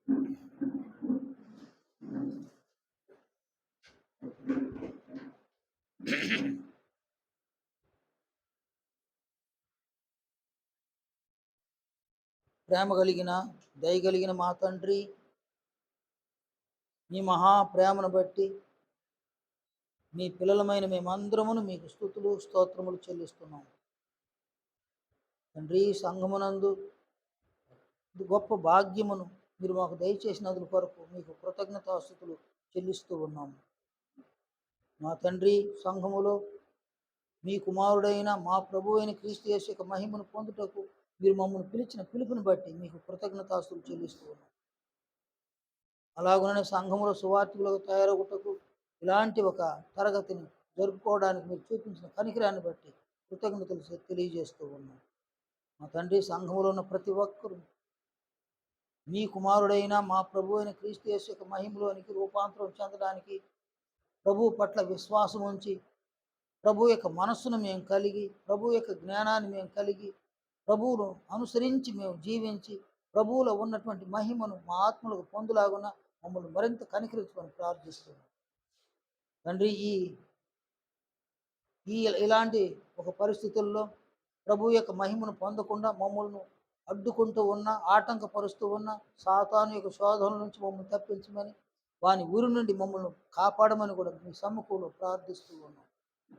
మా తండ్రి, మాలో ప్రతి ఒక్కరము మా ప్రభు అయిన క్రీస్తు యేసును ప్రేమించి, మా ప్రభు యొక్క ఆజ్ఞలను మా వ్యక్తిగత జీవితాల్లో, కుటుంబంలో, సంఘ స్థాయిలో మేము అనుసరించి ఆ ఆజ్ఞలను నెరవేర్చి ప్రభు యొక్క రూపంలోనికి మేము ఎదుగుటకు మరింత కనికరాన్ని చూపించమని ప్రార్థిస్తూ ఉన్నాం. మా తండ్రి, ప్రభు యొక్క జీవితాన్ని మేమందరమును కలిగి మా జీవితాల ద్వారా ప్రభువును ప్రకటించడానికి, ప్రభువును అనేకులకు అగుపరచడానికి మరింత కనికరాన్ని చూపించమని కూడా ప్రార్థిస్తూ ఉన్నాం. అంటే సంఘములో సువార్థికులను తయారు చేయుదురని, సంఘము ద్వారా సువార్త విస్తరించడానికి కనికరించుదురని, అనేక నశించినటువంటి ఆత్మలను సువార్త ప్రకటన ద్వారా మీరు రక్షించి సంఘముతో చేర్చి సంఘము విస్తరించలాగునను, సంఘములో అనేక మంది మీ కుమారుని యొక్క రూపంలో ఎదుగులాగునను, ఈ సంఘములో మీ సంకల్పం నెరవేర్చబడులాగున మరింత సహాయమును కనికరమును దయచేయమని ప్రార్థిస్తున్నాను. చేరి వచ్చిన ప్రతి బిడ్డను దీవించండి ఆయన. ప్రతి బిడ్డ మీరు మీ వాక్యాన్ని విని ఉండగా ఈ వాక్యాన్ని హృదయాల్లో, మనస్సులో నిక్షిప్తపరచుకొని తండ్రి, వారు ఈ వాక్యమునందు స్థిరపడి ఈ వాక్యమును అనేకులకు వినిపించడానికి ప్రయాసపడి మీ చిత్తానుసారముగా ప్రభువును అనేకులకు అగుపరచులాగున ప్రోత్సహించమని ప్రార్థిస్తూ ఉన్నాను. అన్ని విషయాలలో మీ కాపుదలను మాకు దయచేయమని వేడుకుంటున్నాము. నేను మాలో ప్రతి ఒక్కరిని కనికరించమని, ఆయా కుటుంబాలను దీవించమని, ఆయా కుటుంబాలలో సమాధానమును అనుగ్రహించి ప్రభువు యొక్క మహిమలోనికి మేము ఎదుగుటకు మరింత మీ కృపను చూపించి పరిశుద్ధాత్మ దేవుని ద్వారా సర్వసత్యములోనికి మమ్మల్ని నడిపించుదురని కూడా ప్రార్థిస్తూ ఉన్నాం.